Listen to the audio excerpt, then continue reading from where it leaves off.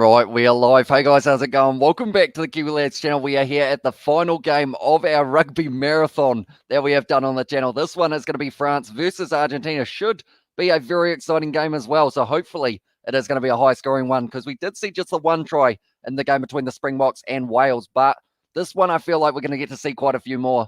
We have already got a few of you in the chat as well. We have got Aiden here and also we have got Gangster has said that French and Argentinian names are hard to say correctly as well. They are indeed, but hopefully my pronunciation won't be terrible for these live streams. But I will mention, if you guys are new to the channel, be sure to hit that subscribe button. Also, be sure to leave a like on this live stream. Check out the Rugby Down Under podcast that I have got up there as the pinned comment if you do want to check that out as well. We're almost done, fam.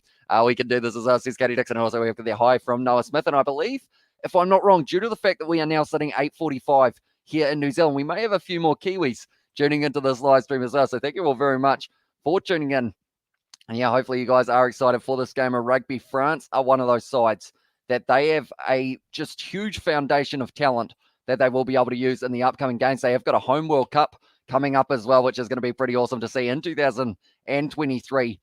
But we will show the starting lines in a very short moment. Hello again from Namibia. Who do you think will win as well, says AJ. I think at this stage, my prediction is that France are going to win this one by 15.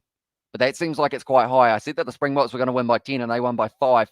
So maybe France win by about 7, I guess, if that is the theory to go by. But at this stage, France showing their starting lineup here. And what can you say other than, geez, these boys can play a bit of rugby. Cameron Walkie was phenomenal when he was playing in Australia. Also, Anthony Geelong off the back of the rolling maul might be a good option. Antoine Dupont at number 9. Watch out for him. He is one of the best best scrum halves, if not the best scrum half in the world. Remain Intermac, they have actually gone with him at number 12 with Jalibert starting at number, it will be 10. I don't know why I was struggling so much. Villiers actually having a very good season overall as well for his side, so it will be interesting to see what he can do. And Julian Marchand will be starting at number 3. The referee gave the game to South Africa because he was afraid of South Africa captain complaining that he wasn't listened to as well. In France of yesterday were exciting, unpredictable and innovative. France are physical, predictable and boring as well. Is that a fair appraisal? I feel like they're changing it up a little bit though, France recently. They seem to be able to get into that situation of, like, at the moment, the way that they played in that series up against Australia, that was with a lot of their good players missing as well, and they were still able to really push them as well. Hey, hi, Stephen Seagal as well. Says David, welcome in, mate. And also, last game of the marathon, for everyone who's tuned in for any of the games, is Living Legend. Is a Living Legend. Thank you for your support as well. And also, we've got the Argentina will make it, but it will be tough as well. Says Cobus, and also we have got the I have just Tanya said, I have so enjoyed this afternoon. I live on my own, and it's one thing to watch the games, but to have this global interaction is a total joy. Thanks, you guys. This is a real treasure find as well. Says Tanya, no worries at all, and we do appreciate you being here at the end of the day. Like, we always try and build up the rugby community that we have got, and we just want to talk all about the positives of rugby pretty much. We just do all of these live streams each weekend, whether it's the Bunnings NPC here in New Zealand, whether it's the Gallagher Premiership in England, Top 14, URC, you name it, we cover it on the channel as well, alongside the international fixture for now. At this stage, looking through the starting lineup for Argentina now, Nicolas Sanchez, he is not going to be starting at 10, but instead it will be Santiago Carreras will be the one to watch out for in the number 10 jersey, and then Nicolas Sanchez off the bench in the later stages. They have got there as well. Thomas Kubeli will be starting at 9. Pablo Matera, Marcos Crema, very physical too.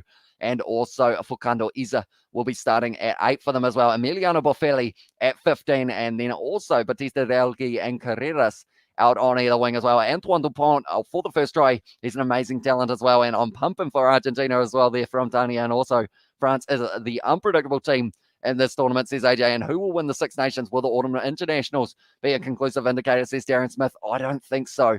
I think it will be the case of we will get to see some good talent in these games, but I don't think it's going to be enough to judge who's going to be able to win that Six Nations due to the fact that it is still a few months away. But saying that it's coming up, it is only going to be happening in February, so we are getting very, very close indeed. For Argentina off the bench, Gonzalo Bertrano and also Nicolas Sanchez are the two big players for me, and maybe Santiago Marano when it comes to that rolling ball. For France, though, player who I have been saying all of the time that I'm very, very excited to see in action, Sekou Makalu, number 21 here. The man has pistons for legs and just keeps on driving them anytime that he can. Jonathan Dante as well, very good in the series up against Australia, and Gregory Aldrit, very good for La Rochelle. So there's a lot of talent for both of these sides. But France, I would say, just have that little tiny bit of an edge overall in terms of the kind of names that they have got themselves there out on the field. But now at this stage, I'm showing the Six Nations table from last year. France finishing second in the end on the 16 points, just ahead of Ireland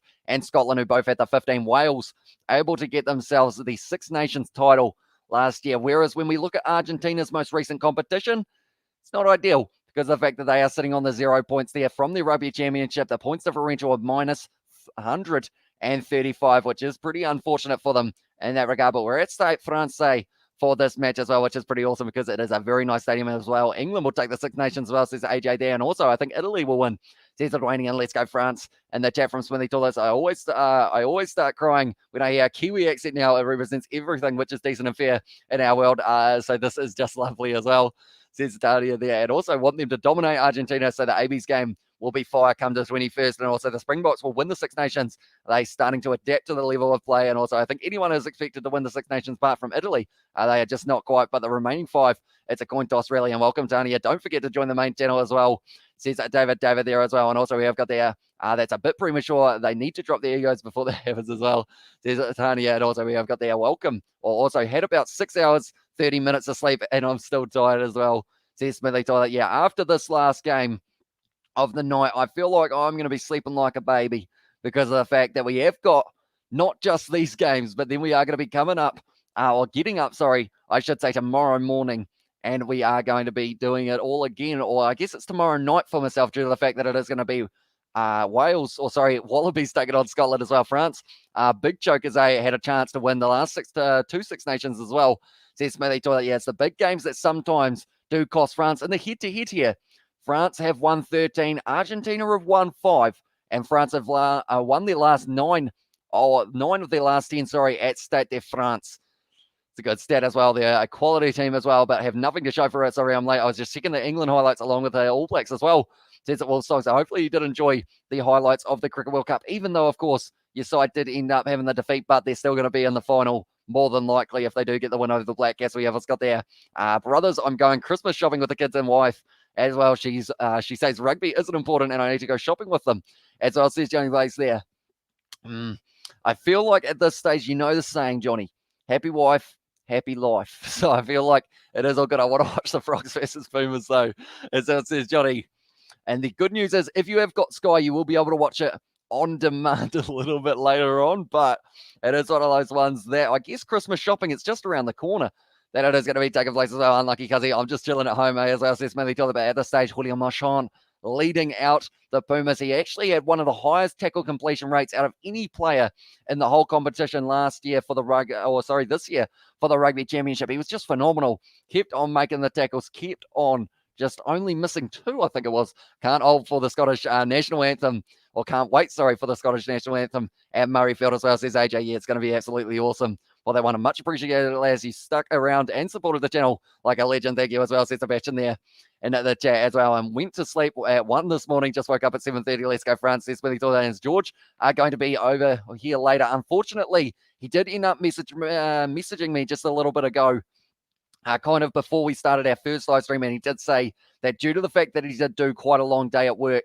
he is going to be skipping this one, but he will be back next week, Christmas shopping, where we can buy the box of new captain as well, says Gomez there. And also, I like a bourbon, make a machine for Christmas as well, says David. And also, rugby is life, kids are headaches, says that Johnny Blaze. And also, Les Bleus, and that chat from Johnny Blaze. And even the TMO is longer than the intro of the Argentina national anthem as well, says Dwayne. Tell you what, that game between England and Tonga, we had a lot of decisions going to the TMO, but at this stage now, the team's making their way out. And tell you what, Stade de France, very nice stadium. Or Stade de France, no, sorry, it is just Stade de France.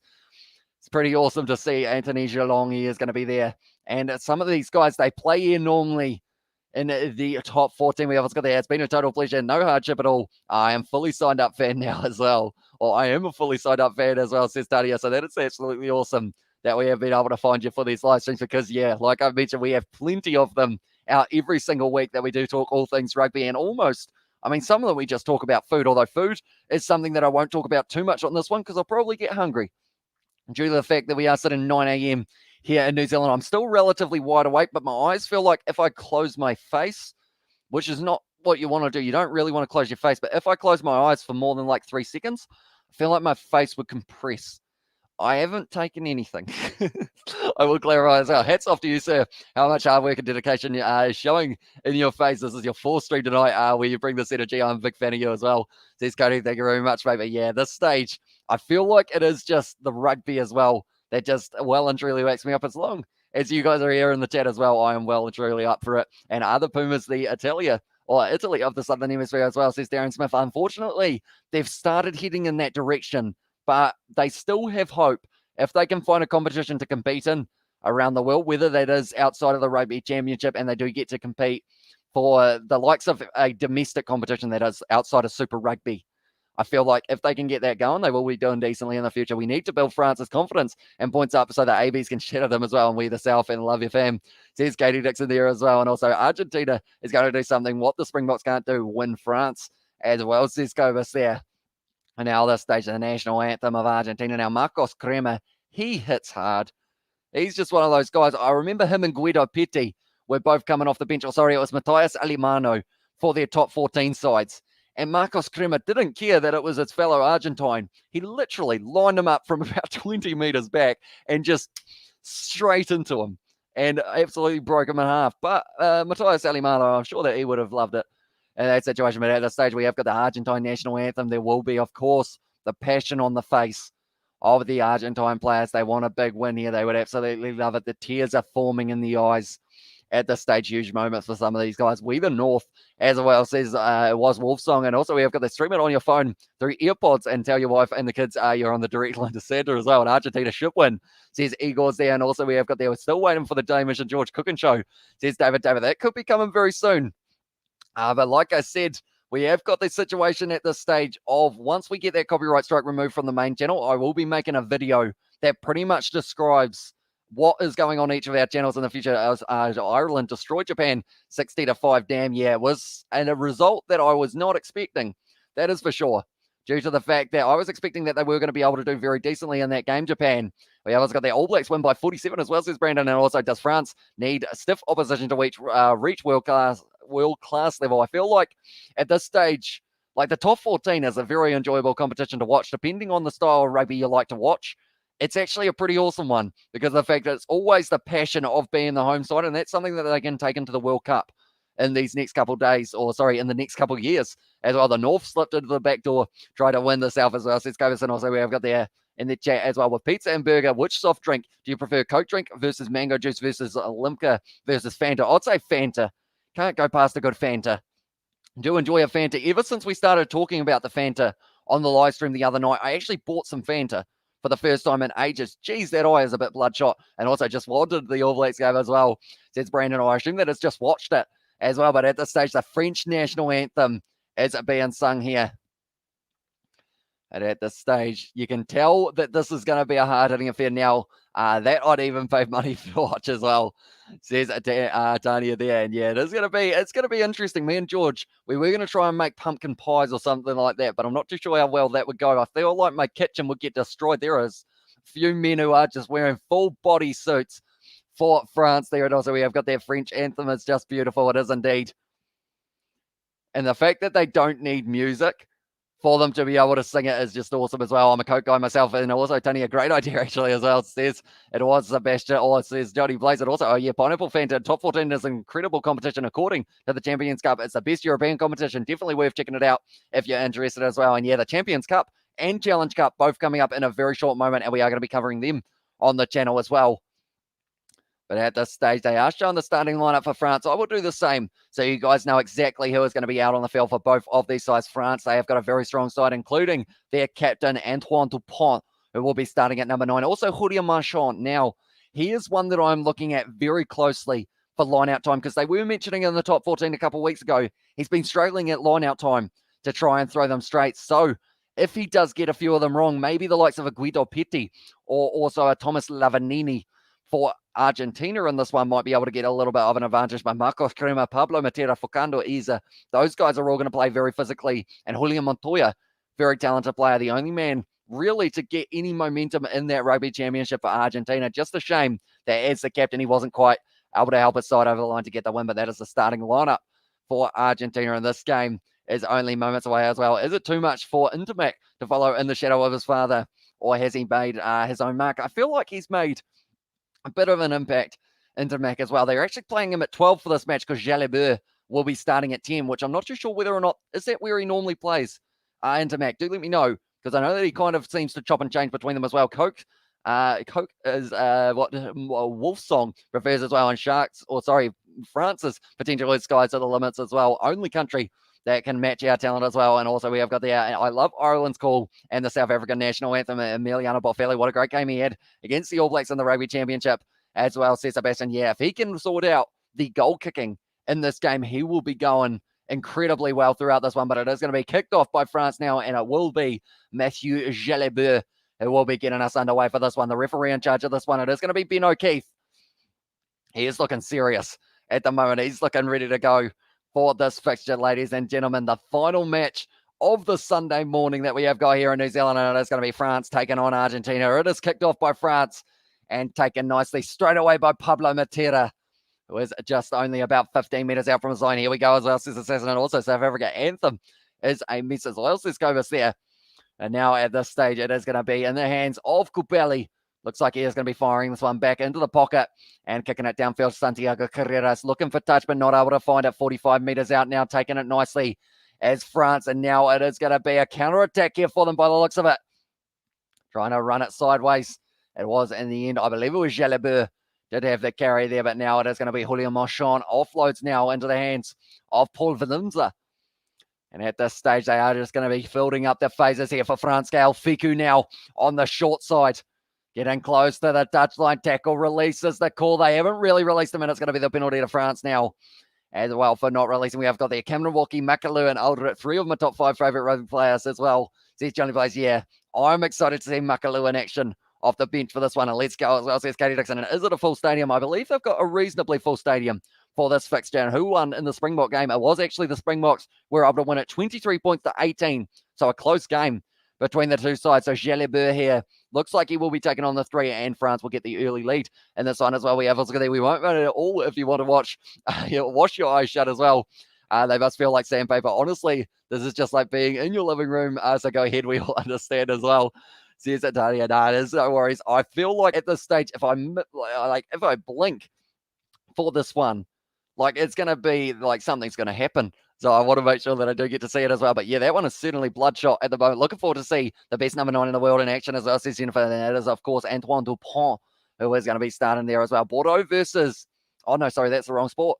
And also we have the Wales. Felt sorry for them because of the captain as well, says Cobus there. Yeah, unfortunately, Alan Wynne Jones, he would have absolutely loved to be in that one, but it is actually going to be Jamanier who will be lining up this kick here. Very, very consistent man when it comes to the boot. Going to be close to the touchline, about 40 out on the angle, but he struck it very nicely.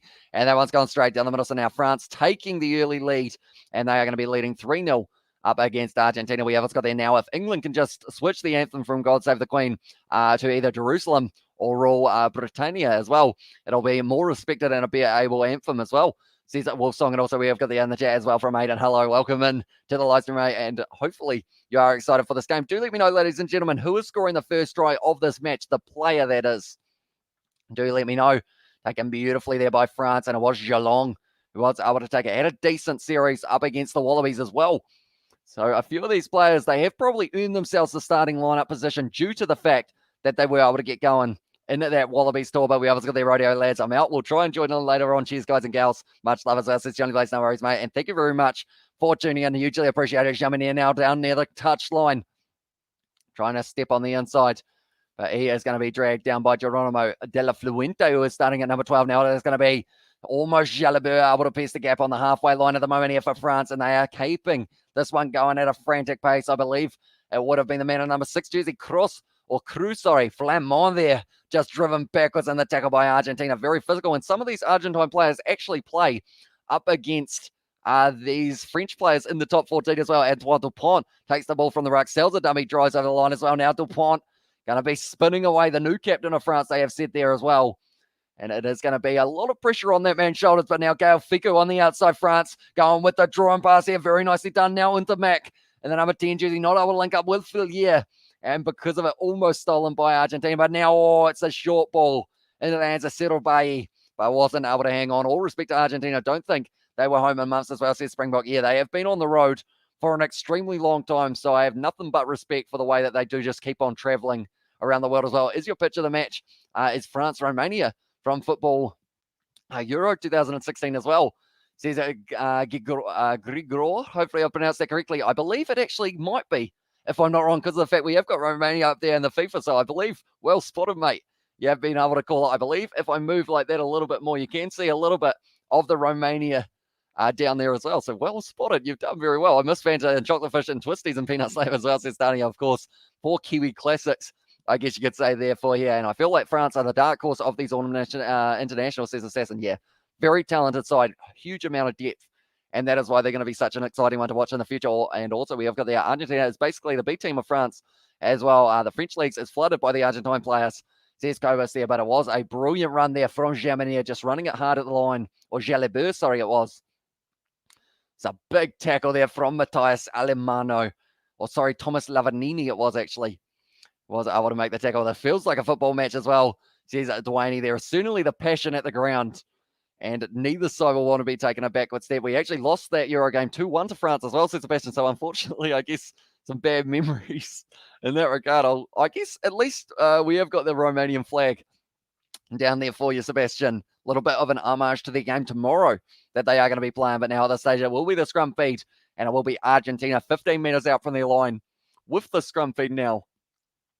We have to wait and see what they can do. But Thomas Kubali not signed for the Western Force anymore. He was signed there for the recent Super Rugby Trans-Tasman and also Super Rugby AU alongside number 10, Domingo Miotti for that side. And Santiago Maturano, who is coming off the bench. And this one, big push there from Argentina, and they win the penalty there as well. So very nicely done. And at this stage now, Carreras and Geelong just having a bit of a push and a shove now. And now it's looking like it's starting to kick off a little bit between the two sides. You know that the passion is going to be out there. We have got there the final 2 games before the final. All Black 7 and Tonga who will go to the final. I feel like All Black 7 sounds like they will be able to do so. Thoughts on Scotland versus Australia tomorrow as well, says Ewan Williams.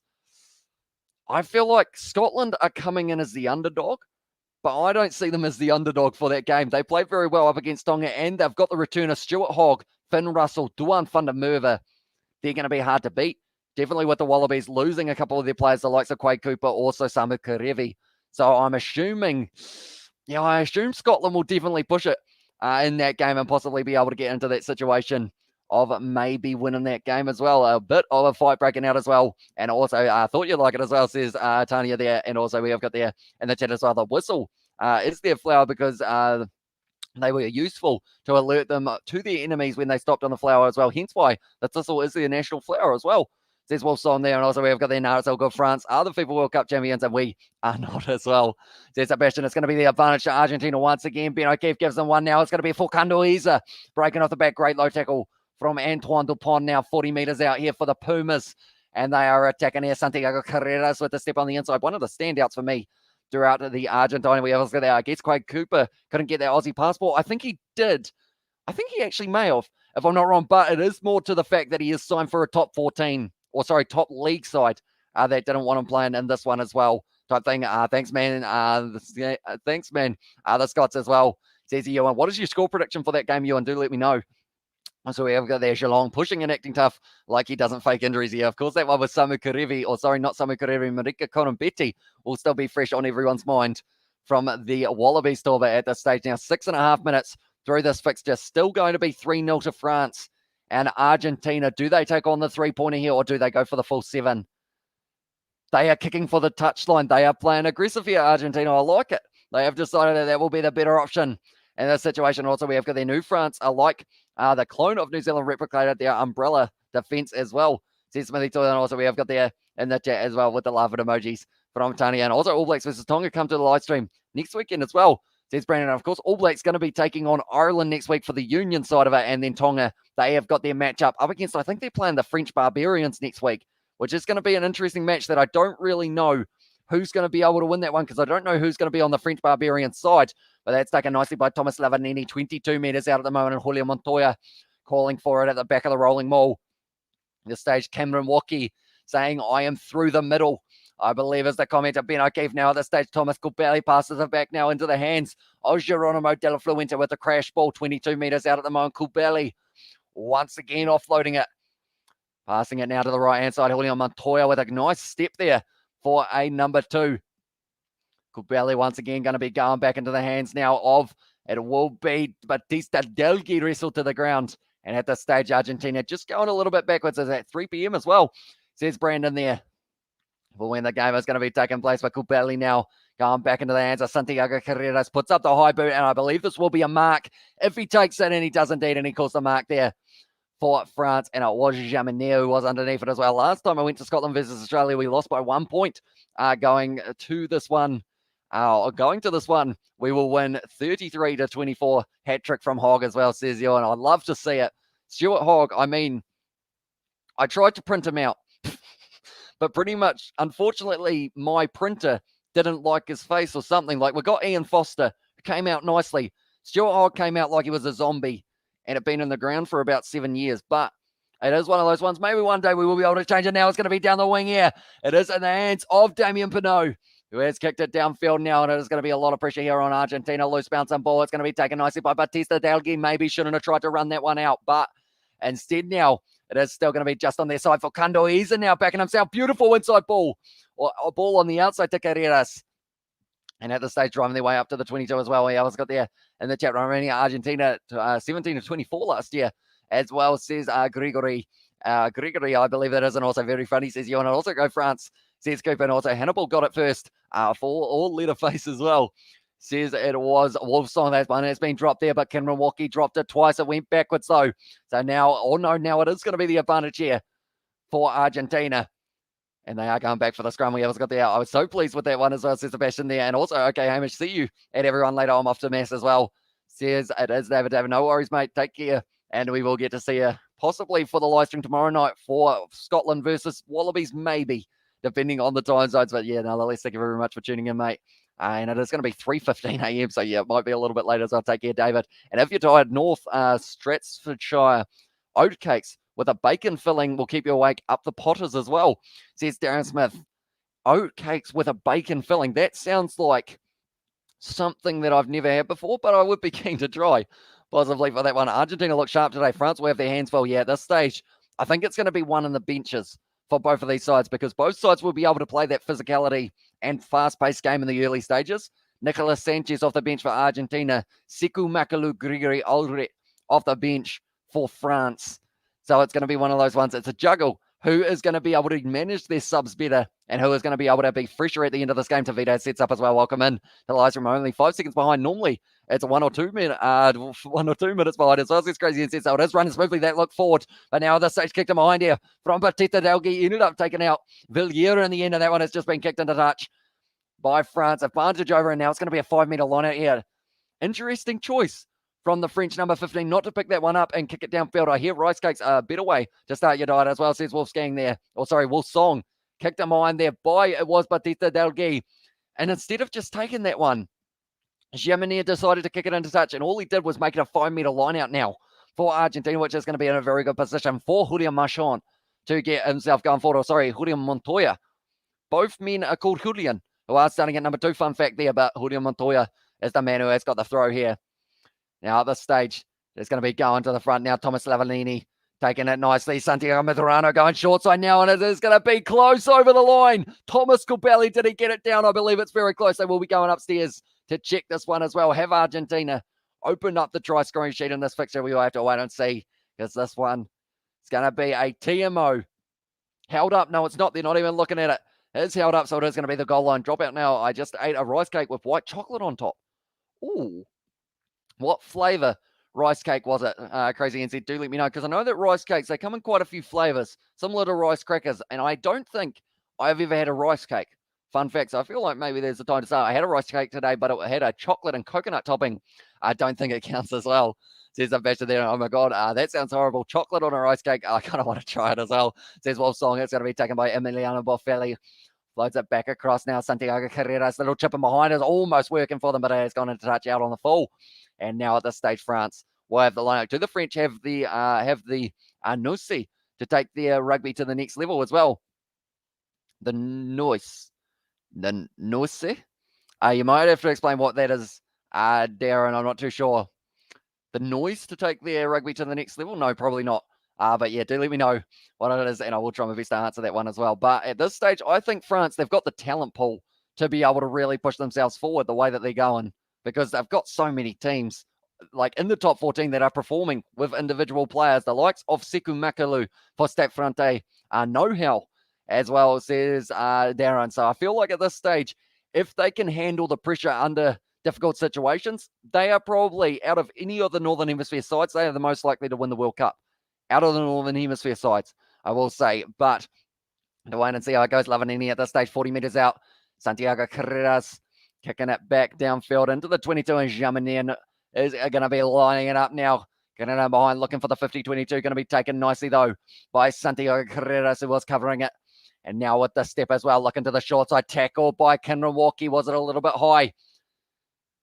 No, it wasn't. They are going to continue going. Pablo Matera now close to the touchline to Pont, able to tackle him. And it's a penalty to France as well for the player leaving the feet on the far side. I believe it was Alexander Tordua who was off his feet as well. And also we have got the logo Argentina. It's Aussie Scopers, and also I got salt and vinegar with corn, and I'm going to put some white chocolate on as well. Says Wilson, that will be an interesting combo. Do let me know how it goes, though. You might be onto something there. And it is Les Bleus, Vamos Los Pumas as well. Says Sebastian there, and also definitely high. Says it crazy and Zeb, but now at this stage, that one has gone into touch. And France are going to have the line out now, about 40 metres out from the Argentine line. France have been building these past few years as well. Might take another year or two for them to take their game to the next level as well, says Assassin. Yeah, I feel like they could pick perfect timing for that World Cup possibly. And also we have got there, geez, you guys have weird taste of mixing up food as well, says Akoas. Yeah, there are a few interesting combos, but sometimes, the most interesting combos can make the tastiest treats. But now at this stage, it is going to be a nice backline here for France, kicking it in behind, and it's going to be a lot of pressure on Argentina. He can put the ball down. Does he decide to? Yes, he does, and it is going to be the goal line drop. And we have also got there. I can't understand a word this guy says as well, says the Saxon. And also we have got there in the chat, France have been building these past few years, and also rice cakes, yum, crunch, delicious here as well. Says it, Katie Dixon there, and also we have got there. I have a poster. It's of the mountains and the sheep, but the captain is New Zealand, like Scotland, but further as well. Says Tanya then, just tried it with salt and vinegar rice cakes. I'm going to wash my mouth out now, says Wolf Song. So maybe not the way to go with the salt and vinegar, but now at this stage it is going to be Jalabur once again offloading it to Geelong. Charging forward, 25 metres out at the moment for France, straight out in front. Now using their backline once again. Quick hands there from Intermac, but now the ball is loose. It's gone through the legs of Miguel Fiku, and at this stage there was no knock on. So it is going to be continuing from the halfway line now for France. They did lose quite a bit of meterage there. And now at the back line, big hit there on Cameron Walkie it was Matthias Maroni. And now they are going to be going back for the original knock on. And also we have got there, then you're blind as well, says Springbok there. But a little bit of push and shove still going on. France are sloppy today, though. As well, says Assassin. Yeah, this stage, just making a few too many handling errors. It looks like Pablo Matera is looking a little bit rough, but Cameron Walkie is one to watch out for in the future as well. Watch as well, says Ewan. And also we have got that Wolf Song. From what you want to try there, that is a good idea as well. Says, with what you want to try there, that is a good idea as well. Says goes for washing the mouth out, but there was a big hit there from Matthias Maroni on Walkie for that one as well. And also we have got there, what impact have South African-born players had in shaping other international sides as well, says Darren. It's a good question. Pablo Matera is bleeding badly at the moment out of his forehead, I believe it is. So he's going to have to go to the blood bin more than likely. They have got the option off the bench that they may decide to use just for a moment while he is getting patched up. And I hear you. It's too dark in there in here as well, says Will Song as well. But Springbok on deaf as well, says the Saxon there. But it is going to be one of those interesting ones to see how it does go I would say, like South Africa, they have got a few players, the likes of a Duhan van der Merwe or someone like that overseas, but then it could be said probably the same for the likes of Tongan-born players in the All Blacks or anything along those lines. And they have actually thought about bringing in the rule, and I think it is going to be passed next year or somewhere around there, that players can actually play for multiple international countries as well. We have got quite a few ABs that play for Toulouse, most notably Ma'anonu. So they've learned a few tricks as well, but I like Argentina because they try so hard in the game, isn't it, as well? And that is the game, isn't it? Says Tanya. Yeah, they are always just putting their hearts on their sleeves, Argentina. They travel no matter where they are told to go, they will go there and they will try their best to win. Watch Scotland game. Murrayfield will be electric. I am going to be covering the live stream on that one for the live commentary tomorrow night here in New Zealand, and hopefully you guys will be joining as well. Anyone who is new to the channel, be sure to hit the subscribe button. It is hugely appreciated. South Africa has actually helped Ireland rugby grow as well, says Assassin there, and also at this stage the scrum feed is going to be put in for, I almost said Scotland, but now it is going to be Dupont off the back. They have got the advantage as well. Beautiful inside ball now, and it is going to be almost able to keep us footing. Gelebeur, but now it's going back for the penalty for France. They might be able to convert this one to another 3 as well. And also we've got the Ireland 2, of course, as well, says Assassin. And also, well, you better get good at lip reading because YouTube's subtitles are bad as well, says Will Song there. And we have got the blood from Katie Dixon there in the chat as well. But now at this stage, almost going straight through the gap there was Gelebeur. We're starting at number 10, and they have decided that Jamanier will be taking on the 3 points. I will watch it back. Or I watch it back since at the game as well, says Johan there. And also we have got there. Do South Africa players have a chip on their shoulder and a point to prove when chosen to play for other countries? I feel like it's the case with anyone like being playing for a different country. You always feel like someone like isn't going to like approve of you playing for that country, if that makes sense. The likes of Tongan Thor Taniela Tupou for the Wallabies. He's got the nickname Tongan Thor, but he doesn't play for Tonga, unfortunately for them. But yeah, it is one of those ones that I feel like people always will look at that and try and use that as like you don't play for your country, like you just play for some random one, even though they were born more than likely in that other location. It sounds like a Safi to me as well, says the Saxon there. And also we've got there, we have had some great coaches from South Africa, New Zealand, and Australia. That one has gone straight over. So now at this stage, the score after 18 minutes is going to be 6-0 to France. Now the Tongan Asgarden as well says it was a Dwayne there. Hopefully I pronounced that correctly, but I feel like I might have gotten that just a little bit wrong. But you see all the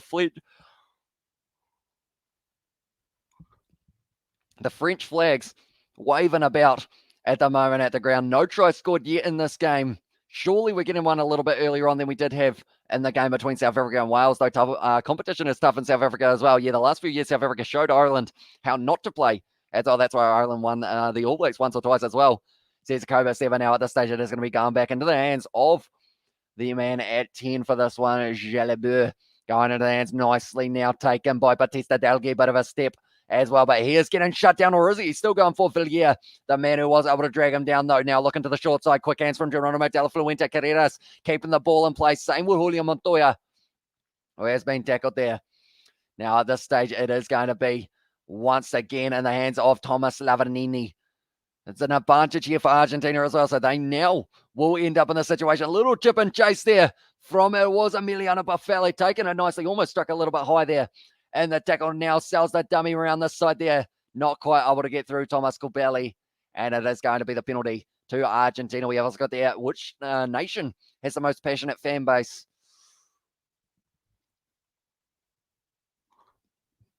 That's a good question. I would say for myself, South Africa, France.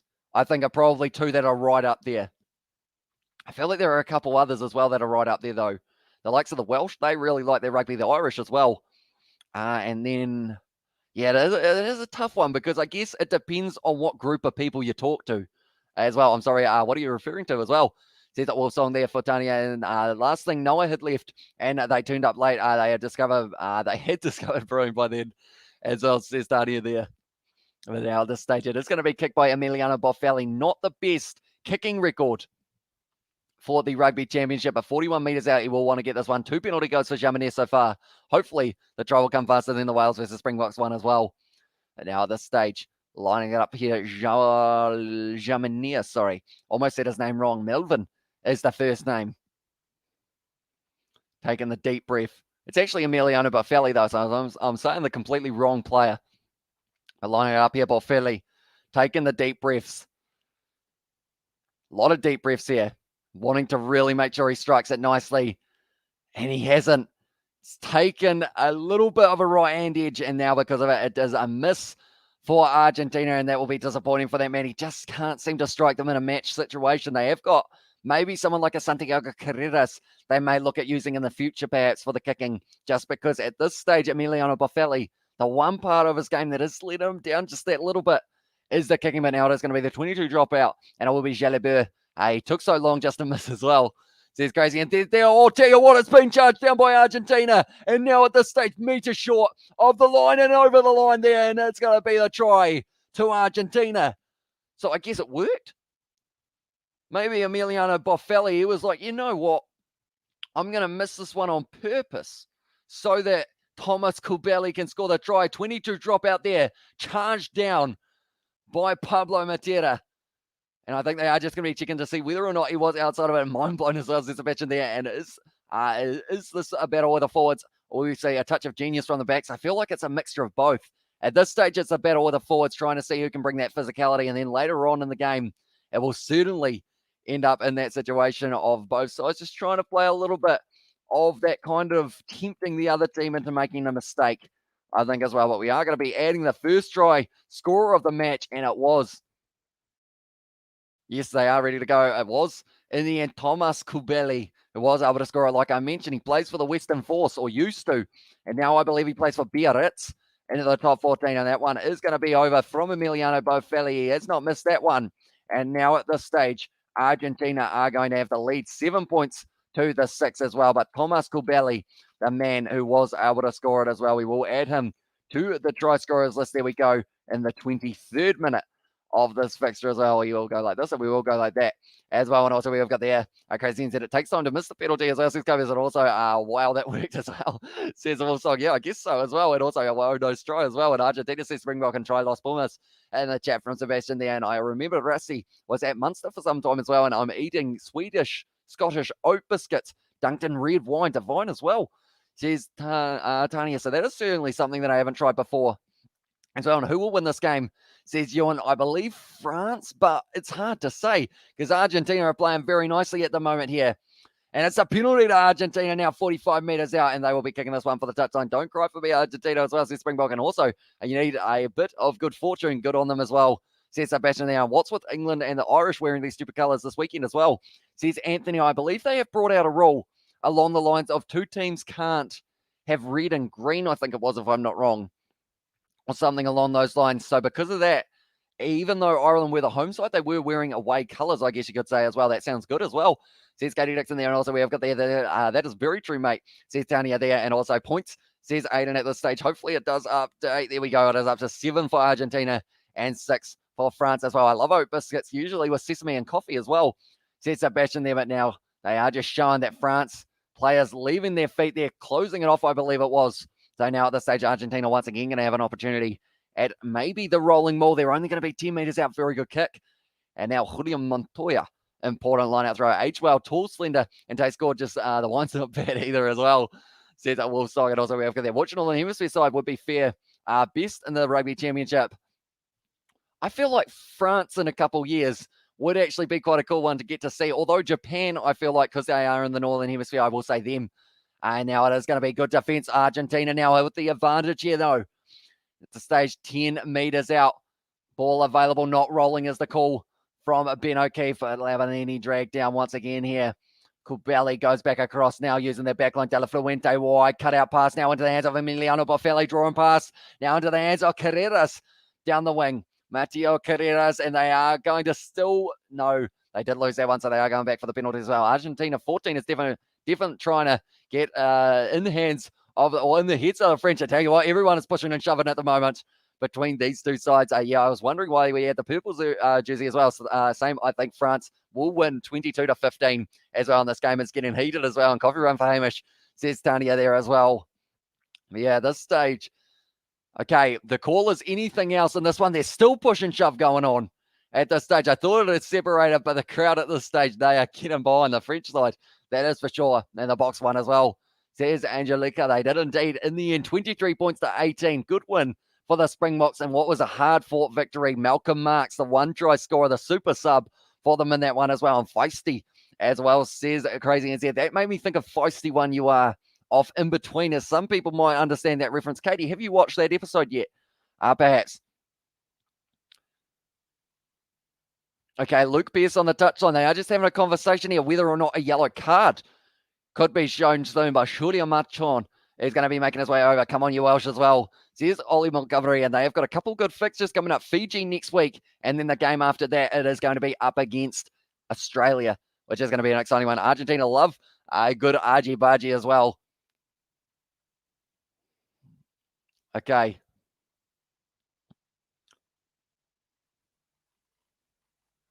Second time after the whistle that we have had push and shove.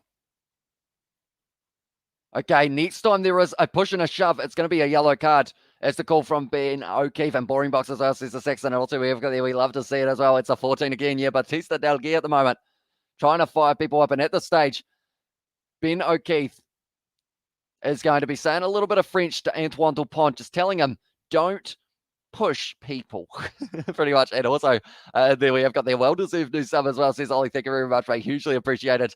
Hitting that subscribe button. Also, if you are keen on podcasts, the Rugby Down Under podcast is our international rugby podcast where we cover all things international rugby every single week on the Wednesday. It is the pin comment. If you guys want to check that one out, please name your bet side of the last 10 years as well, says Darren Smith. That is one that I feel like I would have to think of like relatively long and hard about, due to the fact that it is currently 9:30 a.m. and I feel like I would miss out players that I wouldn't be able to think of. Dan Carter would be in there. Richie McCaw probably also gets the sneak in there as well. Maybe Pocock might make his way in there as well. And England, White Tonga are red, and yet Tonga are in white. Didn't make any sense to me as well, says Aiden. And also make that sub and like. It does, says Ollie. So thank you very much. The bro speaks French. He does indeed. Ben O'Keefe, man of many talents as well. I have always said that people overrate France. I have all the respect for them and love them, but the All Blacks will thump them as well, says Springbok there. And just woke up and watched ABs versus Italy because I recorded it, says Dwebs. What did you think of the match overall, mate? Do let me know. And never knew Keith spoke French as well. And always tough to watch Boring Box as well, says it's the Saxon there. But at this stage, we have got there. If you're new, make sure to hit that like button and subscribe to the channel. That's going to be the penalty to France there.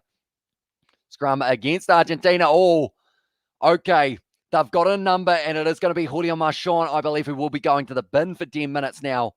And it might end up getting reversed here for the penalty, because Marcos Crema having a bit of a push and a shove originally. And then from there, it was in the end, Julio Marchand just went in, boom, gave him the big old push. And that is the one that Ben O'Keefe pointed at and said, I've seen him there. You think that's weird? Ireland wore purple today versus Japan as well, says Will Song. I think it's weird that Ireland were able to win that game 60 points to 5. No one expected it.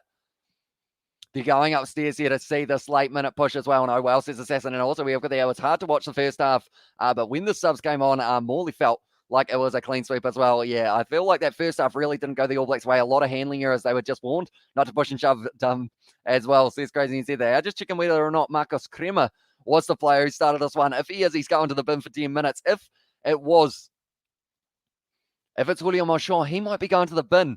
And I guess that's worked for Argentina, because if they were trying to fire up France, it's worked big time, because that might be a man in the bin. New Zealand has the most diversified fan base and the most successful rugby franchise in the world. When you get diehard Scots supporting AB shirts, then you know you're onto something as well. So just checking this one. So it was a push from Marcos Crema and then a push from Julio Marchand. So at this stage, Marcos Crema, like they are saying, he's always on the edge, gets a lot of yellow cards, the most yellow carded or red carded Argentine player. So he did push him, and then from there, he did get shunted in behind. I think there could be a double yellow card here. I had a shocker. He did indeed, unfortunately. And the number 13 jersey, come on, Argentina, says Tony as well. That's why these teams won't progress if they don't fix up their discipline as well. And I feel like I understand boys / men better than I finished that show, after I finished that show as well, says Katie Dixon for the in-betweeners as well, a little bit earlier on, for when she said that in-betweeners, I need to start watching. Again, I slacked off from a little bit earlier on, but like they are saying, Marcos Crema, both men might be going to the bin here. Okay, Ben O'Keefe said, I'll speak in English first, and then I will speak in French. Shove after the whistle, yellow card to Marcos Crema. Yellow card for him, and also it's going to be a yellow card for Julio Marchand. So both sides down to 14 men for the next 2-minute. Discipline has been shocking in this one as well. And blue cheese with blueberries on top as well. Heaps of rugby on today. It is indeed. In the way that France, Argentina, All Blacks, Springboks, and Wales have played, I think Australia will win the Rugby World Cup 2023. And so says Clifford. So that would be a big shout indeed. But who knows? Maybe they will be able to do it, the Wallabies, if they have still got the momentum that they have got. But Julio Marchand doing the push, and he's going to be off the field for 10 minutes as well. We have for sure. They're definitely most non-rugby watchers' favourites, due to them always being a great team to watch as well. And Aussie are in for a shot as well, says Crazy NZ, and also, but we love to see it as well, says Dwayne. Yeah, this stage, too many warnings for both of these sides. So because of that, that is why they are getting taken off the field here for the next 10 minutes. So if anyone else does any push and shove, I feel like there might be tactical plays from these two sides to try and fire up the opposition without touching them type thing, so that they do end up trying to do for the big push. Lucia back up and then around is the goal there. Does physicality dominate the modern game to the detriment of individual magic? I feel like it's finding that happy medium, because you're going to have players who are just big physical units of individuals, the likes of a Taniela Tupou or something like that, but then he's got that flair that he is able to do like no-look offloads and whatnot. That's going to be now not straight, and Argentina will have the scrum feed or the line out on their 22 here. And that all started from the French prop slapping Kremer as well. Says Crazy NZ, and All Blacks need to change the style, or we will see the next decade of Bledisloe Cup going to Aussie as well, says the Wubs there. Yeah, this stage, William Marchand off the field watching this while playing FIFA 22. Is it any good, Ewan? Do let me know, because I have been thinking about downloading it. I've got FIFA 21. Is it better than that? Surely one punch up as well, says Dwayne there. And Wales, Ireland, England, and Scotland, they are all very fine world-class teams as well, says it was Tanya. I feel like I've got to add in, who's the one that we have missed there in the Northern Hemisphere Six Nations? There is no Italy, of course, in that list, but also France as well. I feel like France are right up there as well. Dwubs, didn't the All Blacks dominate in that cup as well? And also we have got the All Blacks will take it in 2023, says Cobus there for his prediction. But at this stage now, Thomas Kubeli, the one try scorer in this match. Yes, FIFA 22 is good. That's what I've been playing as well, says Crazy and says, so I might have to check it out, perhaps. Definitely over the Christmas kind of gap where it might be on special. Might be able to get myself a bargain, but now at this stage it is going to be just sitting still. The ball hasn't come out, and now it is going to be the free kick to France due to the fact that they weren't able to get the hook with Jordi Montoya there. I've been very impressed with Australia these past few months, as well, says Assassin. Yeah, they've been doing phenomenally, I should say, just with the fact that they've just been able to keep on going. Momentum is a wonderful thing, and Quade Cooper, Samu Kerevi have just created such momentum for them. Did you see that France number one deliberately? The number 7 on the back to provoke him as well, says Springbok. He did indeed. Marcos Kremer is one of those players that you only need to touch. I mean, he will try and throw a punch more than likely as well. We have got there. I'm still playing FIFA 17 because I have no money as well, says Dwayne. Although FIFA 17, still a very good game. That one is going to be kicked downfield here by France. And now 30 minutes into this game, Emiliano Boffelli going for the kick in behind, looking for some space. It is going to be taken nicely by France, though. And also we have got the, I think you should download it. It is very good, maybe. Just better maybe as well, says Johan there, but that is a brilliant kick downfield. Once again, now Santiago Carreras inside of his 22. Returning fire. Good kick downfield there from Argentina. We have got the but seeing the way the All Blacks are playing recently, I think with the new Aussie style, they could be in for a lot more wins as well, says Floods. And also France can do well, especially in their home stadium, although they are their worst enemy thanks to their elbow from France to Wales in their last World Cup as well, says Wolf Song. Yeah, it is one of those ones that discipline is going to be important for France. It is something that actually let them down a little bit in that tour of the Wallabies, or tour of Australia, I should say. They gave away quite a few penalties in all of those fixtures. But if they can sort out that discipline, they're always right on the edge of like breakdown penalties. Dupont there receiving the ball at line out time, but straight back to his feet. Almost Thomas Kubeli, not quite. I want to get it now. It's going to be in the hands of Hawass. We're on the side, one of his first carries. They've actually made the replacement for the number 16 to now be out on the field. Thomas Lavanini trying to get on the ball. Didn't have the man, though. Or had the man, not the ball, I should say. Geelong once again with the carry now. It is going to be Dupont. And into the hands of now. Yes, it is going to be the little knock on. And the scrum feed will go the way of Argentina. Do you think the game of Northern Hemisphere, this Southern Hemisphere game, will ever take place as well, says Darren Smith? I don't think so. Because I know that people have also said they want to see a Southern Hemisphere Lions type side take on Northern Hemisphere, but I don't think we'll ever get to see it unless it's like some real special occasion that they're like a World 15 or Southern Hemisphere 15 versus Northern Hemisphere 15. That would be a big match if they did ever do it, but I don't know whether or not they would decide to do it. They are showing Gregory Aldrit plays for La Rochelle, and they were able to get a nice win yesterday over Bordeaux, although he wasn't playing in that fixture. Someone else who wasn't playing in any top 14 games yesterday, Kurtley Beale, because he is going to be off the bench for the Wallabies in the next one. We have got their Wednesday, next North versus South, says Dwubs. I am very curious to find out that. I don't believe we're getting one this year, which is a shame. I wish it was an annual thing because of the fact that they are very entertaining. So hopefully around like November December, maybe they decide to have one just for fun. And I would definitely watch that one. I'd definitely do a watch along live stream for it as well. And also, France can be too emotional. Italy are trying to not there, but not there yet. The only side that has a clinical degree of competition is England, but the egos get in the way as well, says Tanya, and that would be cool. Says Assassin there as well. And also, damn, in the chat from Dwabs. But yeah, it hasn't been confirmed yet, but hopefully we do get to see it because last year's one was just an absolutely awesome game. Most entertainment for me of the year as well, says Dwabs. Yeah. North versus South going down to the wire in that game. Anyone who hasn't seen it, it is on the All Blacks YouTube channel, the full match. I highly recommend watching it without reading any of the comments as well if you haven't seen it, because of the fact that you will never know who is winning it right up until the final moment. We have got there. It was good to see my side of the country win as well, says Dwabs there, but now it is going to be fed in. Thomas Cobelli once again here on the side of Argentina, trying to use the backs perhaps, and it is going to be Fukanduiza, offloads it back now to Carrera. It's going to be using their wingy, and it is Emiliano Boffelli trying to do the quick step, but he is going to be dragged down, and a good tackle by Intermac. Cobelli once again, I'm going to be firing it back. And someone that Argentina are going to be missing, that's a penalty to France. Oh! Okay. They have stopped off the ball. That was almost going to be another little bit of a warning. The closest you will get is a Barbarians team load of Southern Hemisphere players as well, says Springbok. And also, we have got there. It was good to see my side of the country win, says Dwabs. They are taking on the shot here for France. So this will give them the lead back while they are still down to the 14-member Jamanier. Going to be lining it up. Don't the Barbars play against Samoa or is it Tonga on the 27th of November? I believe it is Samoa, but I heard that that game was cancelled. But I think it's been rescheduled and it is still going to be taking place. Maybe. We'll have a quick look and see if I have got a date for you guys. I hope the World Cup 2023 will be the best one yet as well, says Assassin. Yeah, it's going to be in France. Random hours of the night. We are going to be covering every single game that we can. And at this stage, 49 metres out. It's going to be a tough kick for Jamanier here.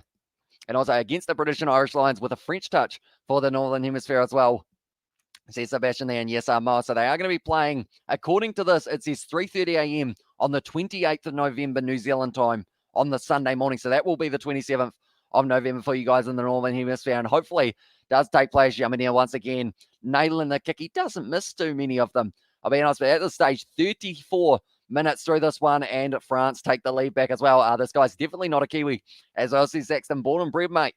Never, or I guess I have left the country, but I am from New Zealand. Who else got there in the chat as well? I hope so, because I'd love to watch that as well and hope for it, as well, says Assassin.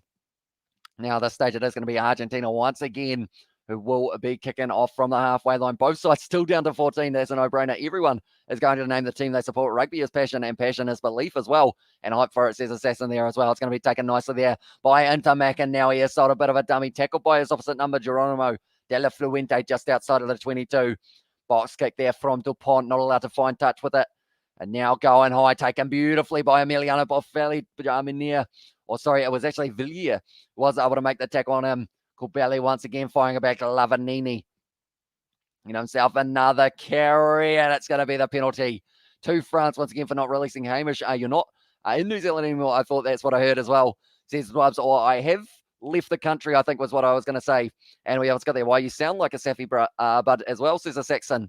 I guess, I don't know. I've been watching a bit of South African rugby. So I guess yell like a ding to you, mate. And also we have got the Argentina looking strong despite losing as well. And also no Fidel for Ma'i in the squad, our Samoan squad, playing the Barbarians as well, says Dwayne. And also we have got there in the chat as well. If we do decide to select a Northern Hemisphere team, then I would like Rassi to be the coach as well, says Springbok. And also Argentina looking strong despite losing as well, says Ewan. Yeah, only 2 points difference. I feel like everyone thought Argentina were going to get kind of run over in this game up against France. But so far, they've been holding their own throughout this fixture. And hopefully we do get to see that in the second half as well. But now at this stage, it is going to be an important line-out throw, the first throw of the match for Malvaka, who is going to be the replacement due to the yellow card. But now it is going to be Dupont offloading it back across into Mac, now trying to drive his way forward at the line. Straight on the ball, though, Julio Monchon winning the penalty, and he is fired up at the moment, that is for sure. This stage, not releasing on the ball is the call from Ben O'Keefe. So there's been penalty after penalty in the breakdown. Neither side really asserting their dominance in this first half, which does mean we're in for a very exciting second half because of the fact that anything could happen. And there's a very, very exciting fixture. But now at this stage, there's going to be Argentina kicking it for the touchline, and he has been able to find it as well. Argentina still heavily the underdogs in this game. I decided to have a look at the odds just to see how they are sitting in Argentina at the moment. $4 underdogs compared to France's $1.20. For anyone who is curious about those betting odds, is there going to be Rugby World Cup, Be a Pro, number 7 Rugby World Cup as well? Or sorry, Rugby Challenge 4, Be a Pro, Rugby World Cup number 7, as well as these clubs. Unfortunately, we did actually end up in the situation of I did set it up and then it simulated the whole World Cup. So the next World Cup that we will have is 2027, but we are hopefully going to be continuing that one once the channel gets that live stream strike removed. And which stadium is one of the most top players want to play it as well? I feel like Twickenham, Eden Park, and also I feel like playing at Principality Stadium is another one. Nice run there. Frojamener driving his way forward once again here, and now they are going to be firing it out the back line, just not quite getting it right, but was a little bit of a contest, or a protest, I should say. Geelong now with the quick hands, and now driving their way forward once again here for France. Straight on the ball, Lavanini giving away the advantage though. And it is a penalty. Twickenham as well, says Assassin. And the rugby schedule is so tight. When could they fit it in as well, says Tania as well. Yeah, that is the thing. Unless it is going to be like an off-season thing, I feel like it would be very tough for them to be able to get it. I'm so knackered. I love this as well, says Sebastian. Also, I'd say Eden Park, says Wolf Song. And also, yeah, this stage, it looks like the too many to get yellow carded, I should say, are about to make their way back out onto the field, I should say, not the food. There is no food involved in this game that I know of. Actually, they'll probably have food at halftime, so I would quite like food too. But we will have the food after this live stream as well. There was a big bit of contact between Focando Isa and the number 5 Paul Valimza there. Now at this stage, working hard in the breakdown are France, and now they have got the opportunity of converting again and giving themselves the 12th point of the match, I guess you could say as well. Which team is the most disliked and why, says Darren Smith? Oh, most disliked. I feel like that's a tough one, and it's probably down to interpretation, because depending on what country you're from, you probably have a hatred for a certain country, if that makes sense, in terms of that rivalry side of it. Like, I love watching all international rugby, no matter where they are from. Frojamener misses. He doesn't miss very often at all. Which team?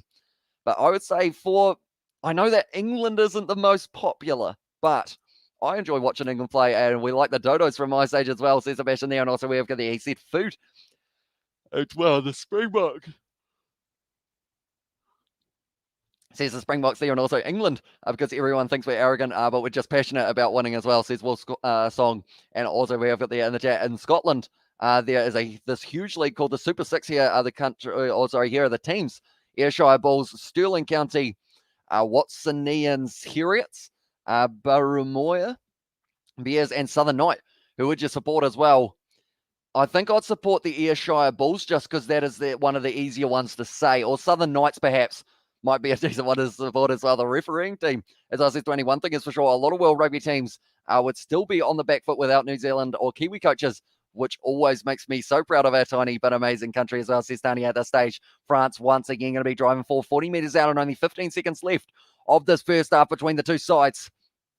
Going to be a tackle once again, going to be popping out the back now. Dupont offloads it back. Cameron Walkie gives him the ball, and he was able to just hang on to it. Dupont trying to spin out of the tackle, finds the offload as well, and now France with the counter-attack, running it sideways, trying to pierce the gap there. Jamener with a nice run, looking to the short side. Gael Fiku drop ball there by Damien Pinot, and he is trying to say that maybe it was knocked down. We have got there. Keith is good as well, says Dwayne, and also the refereeing team as well. And the refereeing is causing a lot of frustration. This mug needs to go back to rear school as well, says Raymond.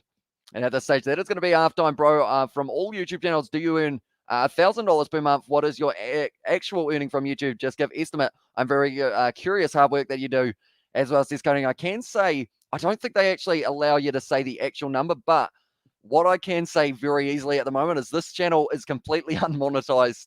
So pretty much we do all these live streams on this channel just for fun, and also for the opportunity of being able to hang out with you guys. The main channel, I always say it as it's a part-time, full-time, or sorry, a full-time, part-time job in terms of the fact that I work the amount of hours as a full-time job, but it only pays less than a part-time job type thing as well. Which player from the 70s and 80s would be able to perform at top level today?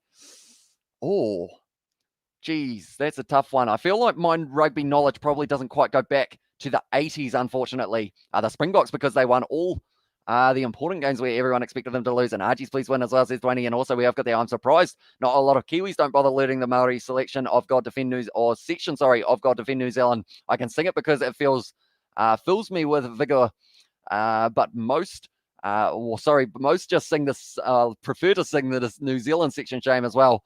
Says Walt's song. Tell you what, I struggled to read that, didn't I? But pretty much at this stage, like we used to sing it during school assembly type thing. So we used to get taught the Māori side of it as well, which is why I would be decent at it, but I can't sing. So it would sound terrible. We also got there. Also, it's me, Kyle, as well. Welcome into the live stream, mate. Do get real. Owen Farrell stuck 2 fingers up to our hooker that's not passionate about winning, but sheer arrogance as well, says Tony. And also, we have got there in the chat. Most of us learn it in year 1 at school, every assembly as well, says Dwayne there. And also, we have got there, and who won, says that Wolf's on there. But now at this stage, they are showing Scotland versus Wales highlights from the Six Nations. Now, Six Nations are only about 3 months away from taking place, which means I'm very excited because of the fact we are going to get to see it once again. And I am going to know the players a little bit better than I knew them last year as well. We have got the Argentina flags from Oscar as well. But nonetheless, anyone who does enjoy a rugby podcast, be sure to check out the Rugby Down Under podcast, where we talk all things international rugby. It's myself and an Australian,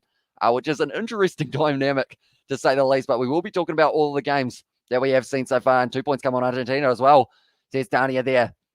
And now at this stage, a good spin out of the tackle for a Scottish player, but I need to stop watching that one as well, or else I will end up in the situation of doing the commentary for that. Get some coffee as well, says the Springbok, although we have only got about 50 minutes left of this live stream, so I think it will be in that situation of after this, I will well and truly be awake. And yeah, it is going to be pretty exciting to see the Scotland side that they are showing at the moment taking on Wales, but they are going to be taking on the Wallabies tomorrow, which is the most exciting, the Rugby Championship, or the Six Nations as well, says Darren Smith. I think it depends on the type of rugby that you enjoy watching, because they are two different styles. I enjoy the out-and-out pace of the Rugby Championship, but then I also really enjoy the Six Nations, the tactical side of it. So it makes it very tough to decide. It's like the top 14. Some people hate watching the top 14 due to the fact that it's penalty after penalty and three-pointers type thing. But like the tactical game behind it, definitely with the 50-22 being incorporated, I feel like that's really given those French players another opportunity to show off another one of their skills as well. Do you think Black Caps will be able to beat India in the T20 series and the Test series coming up after the T20 World Cup? Black Caps best chance to beat India in India, as I says coding. I feel like it's one of those ones. The Black Caps, if they can be consistent, they will be able to win maybe. But India at home, I feel like it's very, very tough as well. And we have got the Granda in the chat as well. Buenvenedo, Mega Vamos Los Pumas as well from Sebastian, and also Scotland versus Australia later. Who's taking it? As well, says Griffey's. I'll be completely honest. I can't pick a winner for that game. I think about it often, like over the whole week. I've been going, who do I think will win between Australia and Scotland? You see Scotland, Stuart Hogg, Finn Russell, Duan van der Merwe all returning. You see Australia, Quade Cooper, Samu Karevi, and also Reece Hodge all departing from the team as well. So I feel like it is just a case of how quickly can Australia gel. And if they can gel early, they will be able to possibly win that game. But if they don't, Scotland, their running game looks like it has been improving as well. They haven't played since the Six Nations, and up against Tonga, they look strong. So it's going to be a very exciting one as well. Australia, I'd say, says Assassin there. Wait, did you just imply that being disrespectful is perfectly acceptable as long as you win as well? Will Skelton is back. He is indeed off the bench. And Curtly Beale as well. What's the time now, says Johnny Blaze at this stage?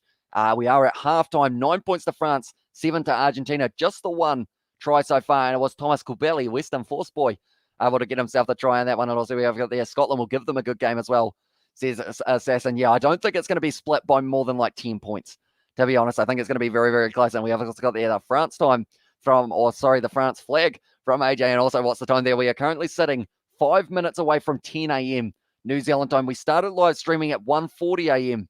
So we have been going for a full, that's a lot of time. We've been going for a full 9 hours, 20 minutes so far of live streams. Pretty much no breaks in between. But I feel like the voice, it's going to disappear soon. And Farrell must be the most disliked player in international rugby as well, says Edward. Yeah, I feel like he's right up there, to be fair. But yeah, he is. Unfortunately, he's out of the English squad at the moment. But hopefully he will be able to return from his positive test. And they will have to wait and see what they do, because they have got Marcus Smith, who's playing very well off the bench. He was well in form, I guess you could say, even though he only got a little bit of the game. Passing it to one of his Harlequins teammates, Don Brandt, as well. You remind me of Robin Williams. You can talk fast and have immaculate ability to focus, but also to multitask as well. Says Springbok, thank you very much, mate. I feel like rugby has really helped my multitasking because of the fact that I've got to read the chat as well as watching the game, as well as keeping an eye on like the scoreboard and everything like that. So I feel like in my mind, I'm always doing about 3 things at once, trying to make sure that I can kind of do everything at the same time. With regards to this game, are France a class ahead, or is there a little between the sides? I'd say Argentina have come to play in this game. I'll be honest, I don't see them losing this game by a lot, unless, of course, the benches are really where they let themselves down in that stage. And also, it is currently sitting at 10:55 in Namibia as well for AJ. And also, we have got there in the chat as well. Well, I was kind of expecting at the Frenchies to have 15 points on the Argies at halftime as well. Yeah, I think a lot of people were, but Argentina, they've been playing well. Marcus Smith, best 10 in the world as well. Says Kai, yeah, he's phenomenal. And I'm looking forward to seeing what he can do, not just for these Northern Hemisphere matches, but also Six Nations next year. And then also, while we added on there, the Rugby World Cup in 2023, the amount of fights. And this has made my Sunday morning as well. And also, we have got the Who do you support internationally and in football as well, says Johan. I guess the thing is, I don't really watch too much international football recently, but I would say probably New Zealand. I guess I should say, due to the fact that I am from New Zealand, but I might be covering the FIFA World Cup in 2022 if that is something that you guys want to see on the channel. Good on the Pumas as well. They are improving of late as well, says Edwin. And also we have got there, he is good, but I'm just surprised George Ford isn't there. He's brilliant as well, says Wolf Song. Yeah, I thought that he was going to get an opportunity of, I guess, oh no, this is an, I keep looking at this and I saw a red card to Xander Ferguson as well. And that's actually the one that you were talking about, I believe, earlier on, if I'm not wrong. It was actually Steve Smith mentioned the red card of Ferguson that did end up, or Ferguson, sorry, that ended up changing the dynamic of this fixture. And also we've got the Ewan said, yeah, as well. And can we have Richie Moong at home? And says Marcus Smith as well. Says Smithy Toilet there. And also we have got there nowhere near as well. Says Smithy Toilet. And also we have got there, we was rooting for them these past few World Cups as well, says Assassin. And also we have got there, flipping the bird isn't accepted the challenge. And no matter how well a team plays, it doesn't give free license to be a jerk. Y'all do you, though. Keep being like that, I guess, as says Katie Dixon there. But at this stage, 1 try in this first half. A lot less than probably a lot of people expected. I will ask the question. First try of the second half. The exact player. In fact, no. We won't go exact player because that will be very tough. Or if you want to. If you want to chuck it on top there. Let me know who you guys think is going to be scoring the first try of the second half. And then also, who is going to be the team that scores the try? We will have to wait and see. I think France are just around the corner from being able to score themselves their first try. I just have that feeling. But we will have to wait and see, of course, because at this stage, it's a very closely contested competition between the two sides. Sekou Makalu, I'm looking forward to seeing him come off the bench, and I feel like he's going to score a try on this one. I said that Malcolm Marks off the bench was going to score, so hopefully to get it right. What was the AB's game like? How was that rookie Josh Lord as well, says Smithy Toilet? The game, it's one that the All Blacks will want to forget. They had about 10 handling errors in the first half, 10 penalties conceded against them as well. And they weren't really going forward as well. Josh Lord and Tupavai, I feel like for what it was, they probably did quite well, but they were under a huge amount of pressure throughout that one as well. We also got the Antoine Dupont and Pablo Matera as well for Sebastian Hiers back to there. And also, will we ever see a game like the Barbarians versus New Zealand 1973 ever again, where Gareth Edwards scored the try for the century as well, or try of the century, says Darren Smith. It's one of those ones, what's the saying? Always imitated but never replicated. Is that the saying? That sounded like an actual quote out of a book or something. I might have read one once. But yeah, always imitated, never replicated. And I feel like that is one of those ones that certain moments in history are just history. You can't kind of top them for what they were type thing for the moment and everything like that. We have got Label in the chat, has said hi as well, welcome in. And also we have got there, I think Argentina will score first in the second half as well, says Springbok. And also we have got there, and there France try for 46 minutes, says Blair. So he has gone even more specific. Have you got a player in mind? Blair, do let me know. And AJ has said that France will score as well for this one. But yeah, it's going to be very interesting to see who is able to score the first try. And also we have got the Andy Hayden in the chat from Edward. And also I honestly can't call who will score the first try. It's 50-50 for me, says Assassin as well.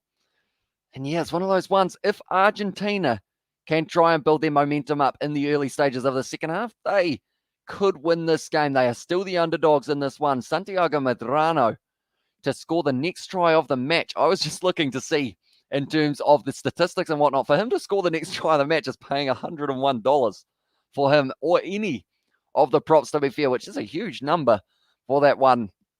But yeah, I'm certainly not going to be placing any bets on this one, that's for sure. As you guys know, I'm terrible at predictions, so that would just be me donating money to the TAB if I was to do so. All I asked is what I asked, man. You're the one who decided to make a mountain out of a molehill, as I was there, Skater Jackson. And also we have got there James the cricket player as well.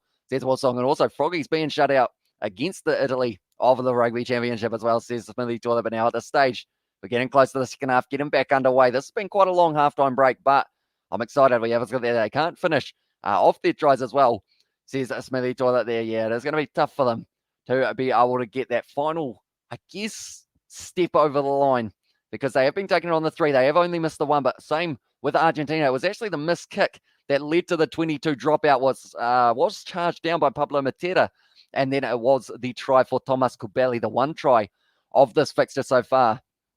At this stage, we must be getting very, very close to the second half. Let's go there. I went to Highland Rugby Club 2 weeks ago, where Highland were playing Melrose, I believe it is. And also we have got there who are at the top of the table. Highland won as well. Breathe properly, play a clean line out and run the ball as well, says Latania there. And also we have got there, no, he was the guy who fouled in the line out that you mentioned as well. And is the physicality of the Springboks the key to success in the modern game?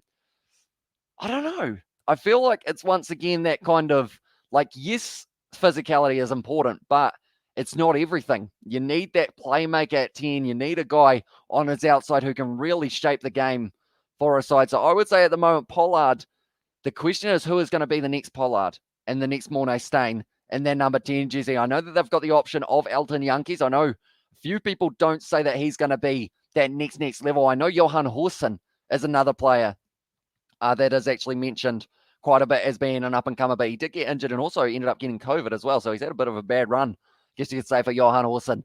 And also, I'm going for Scotland always as well, says Tania there. And also, we have got there Thomas Lavalini, always crying, but he's the dirtiest player on the field, says Smithy Toilet there. And also, we have got the bro.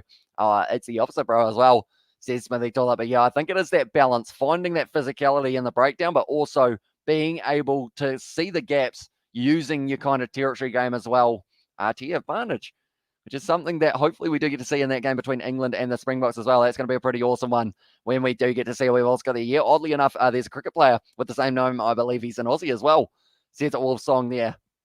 But now at this stage, they are in the changing rooms at the moment for France. The coach is giving them a little bit of, I would assume it's a tactical fire up, but also a little bit of a telling off due to the fact that they would think that they would be winning this match for a few more points. That is for sure. But now at this stage, Argentina, they are about to make their way back out onto the field. Men enjoy taunting and fighting as well, says the Sixth. And then attacking rugby is a lot better than before as well, says Smithy Toilet. It is the last minute huddle, and Argentina are going to be making their way back out onto the field. I will show you guys the benches once again. We'll go like this, and we will go like this. There we go. So at this stage, Malvaca actually was already out on the field a little bit earlier on due to the yellow card of Julio Marchand, but they have also got their Makalu, Gregory Alret as another option, Telfa Fanua as well, and Demba Bamba. Oh, I tell you what, Jean Baptiste Grew, Jonathan Dante, you could pretty much name the whole bench for France who could have an impact in the later stages of this one. Nicolas Sanchez and Gonzalo Bertrano are the two that I'm looking at for Argentina. Maybe, who knows, Santiago Medrano or Lucio Cinti coming from the 7 circuit where they were able to win the bronze medal as well. Why crowd are the loudest, or which crowd are the loudest in international rugby? I'd say, oh, it's a tough one. Wales have a pretty good crowd, definitely when they've got that stadium roof on. Like they said, you can almost blow the roof off the place when the national anthem is blaring, but that's going to be taken nicely by France off kickoff. And it was Jalong who was able to take it at this stage. Now it is going to be kicked towards the touchline by Jalabur, and he has been able to find touch. Let's got the South Africa crowd as I see Smithy saw that. Yeah, I feel like that is one that is pretty awesome, although we haven't seen a South African crowd in a little while, which I feel like is why they're slightly fainter in my memory, but in the future we are going to get to see it as well. And also we've got there Darren Smith. I'd say either France or Italy are very passionate as well, says Wolf Song. And also, tell you what, Uruguay, when they beat the USA, is actually a decent shout for the amount of passion you could hear in the stands as well. But now at this stage, Argentina 40 meters down. Marcos Crema steamrolling his way forward, but needs to be careful with the discipline because he's already at yellow. Going to be fired back from Guido Petty now. Santiago Carreras drawing past there. Argentina using their back line very nicely so far. Also, but also an XAB as well, and been great to watch. Says Assassin also, we have got there, yes, you're correct, and Aussie Cricketer Googled, as I said with there. That's the stage straight on the ball. William Marchand winning the penalty for a side. Just dipped straight in, ripped it away, and that is going to be a penalty for France in the early stages. And also an XAB as well, same name, and he played when Viv Richards was batting, I believe. Says a Wolf song. But at this stage, very nicely done by Julian Marchand. He ended up getting the yellow for pushing Marcos Crema. Both men going to the bin in the end. At this stage now, France, can they get themselves an early try in this second half? We will have to wait and see, but it's looking like it's going to be nicely set. How long do France wait to use their forwards and the reserves that they have brought themselves to this match? They have got a game next week, Argentina, I believe, but it isn't going to be up against anyone who is absolutely massive, I guess you could say, in terms of the ranking. I believe they are actually going to be taken on, I believe it's Italy for that one, which will actually be quite an intriguing contest. I feel like this is a good opportunity for France to try and get themselves maybe a try in the early stages of the second half. It is going to be Dupont. Fires it back now into the hands of Flamand. Dupont now once again going back. It's a good step from Intermic, but he is dragged down. But then they have got Ireland the week after, which is going to be a good fixture. Dupont there with the step, the talented number 9. It is still going to be available for France. Geelong now going to be hitting it up. Plays his rugby for Toulouse in the top 14. Now the stage going to be passing it back across field. It is going to be the draw and pass here. Jalibert on the outside now. It is Damien Pinot close to the touchline, but they have still got this one. Oh, he wasn't touched. And now because of it, the flag is up for the touchy. And this one is going to be a no try. We have got there Viv Richards, and now there's a blast from the past. Wonderful cricketer. I spoke to him once in a local Chinese takeaway as well. And then also we have got there in the chat as well, have Argentina benefited from playing in the Rugby Championship? I think so. Overall, we have got the Argentina just great at shutting down tries as well. Says it was Smithy Toilet. Yeah, very nicely done. Only a few meters out from their line, but somehow able to keep themselves in a good enough position to be able to keep it going. But now this stage, once again, they are chucking Fukundo Isa just at the line. Talent and a half, that man in the number 8 jersey. Always going to play physically as well. They've got the advantage now for Argentina, and now they will be going back for that penalty as well. Stage Geelong was the man who was penalty. Also, at this stage, I feel like my voice is going to disappear in a very short moment. As soon as I stop talking, my voice is gone for the day. Unfortunately, like tomorrow, it is going to be probably quite painful doing as much talking as I will be for that Scotland versus Australia game. But also, straight after that, Scotland versus Argentina is taking place at 5:15. I'm just going to have a quick look to see whether or not there is a Gallagher Premiership game. The Wasps playing the Harlequins. I know that they are playing tomorrow night, but are they playing at 5:30? So if they're playing at 5:30, might be up for it. Taranaki play Southland in only 4 hours' time. That's not very long at all. Wasps versus the Harlequins, they are playing, they're playing at 5:30. So if Scotland versus Scotland versus Australia are in a good situation, and France have been able to steal that one, so it's starting at 3:15. So I might be able to do Harlequins versus Wasps straight after the next match as well. At this stage, good run forward from Sirbari. Dupont looking to the short side into Mac now with the quick hands, gives it off to Galfiku. Good strike on him by Edwards Carreras in the number 10 to the counter ruck from Argentina, and they have got this ball back once again. Firing it back now into the pocket, Kubeli. Now Carreras kicking it downfield. It's taken nicely there by Edouard Jamenir, in the 15. And now at this stage, using the man next to him, Jalibert. Tell you what, these names aren't rolling off the tongue. How much do you think is discipline to the key to this match as well? Hugely. Whoever gives away the more penalties in this game will lose this game, just because of the fact that both sides are capable of knocking over the 3 when they need the chance. Galfiku now, once again, going to be tackled there by Argentina. 40 meters out at the moment here for France. Going to the short side. Dupont running out of space. Thought the foot was on the line, but they are saying play on. Geelong at this stage passing it across now. The hands of Hawasi has dropped it though, and now Argentina have got themselves the advantage, driving their way forward. And on the outside, Carreras now goes to Emiliano Boffelli. Beautiful offload to Carreras there. Oh, it's going to be a tackle there from Jamenir. I believe it was, or someone was able to make it, and now it's going to be Villiers going forward, breaking the line, and into Mac drag down. This one's going to be just back and forth. Pronunciation 10 out of 10 as well. There's Katie Dixon there, and it's going to be the advantage, and Pablo Matera, no, it's a penalty. Instead to Argentina for Pablo Matera getting straight on the ball. Tried to take the quick tap there. He did make the tackle, and Thomas Gubelli going to be staying down for a little bit longer. Also, we've got there, Hamish. What do we have to say about the refs in all of these games today? Good, bad, or rubbish? As I said, Tania, it's a tough one because I feel like international rugby is like the biggest pressure cooker that you can have as a referee, unless it is the World Cup, of course, but that is counted as that international rugby. So overall, there's been some good calls. There's been some not so good calls. But overall, I think it's been relatively solid throughout the whole weekend. Overall, Beno, Keith speaking French down did as well. There's Katie Dixon and Go Pumas, as well as says Edward. And at this stage now, they have got the option of the 3 points. And Emiliano Boffelli is going to be trying to line it up. Now, last time he missed, they scored a try, Argentina. So maybe he'll be able to do the same here. We have to wait and see, but he will be wanting to put it back down the middle due to the fact would be the first kick of the day for the man. 47 minutes in at this stage. It still says halftime. There we go. That has updated itself now. And it is going to be Argentina with Emiliano Boffelli, who will be kicking this one as well. Got a bit of cat fur on my microphone. I can see it out of the corner of my eye for the last kind of 2 hours or so, but I never moved it. But then I just did. But Emiliano Boffelli, 50 meters out. It's not exactly an easy kick for the man once again. We know he's got the distance, but it's the accuracy that has been leaning down at Boffelli recently.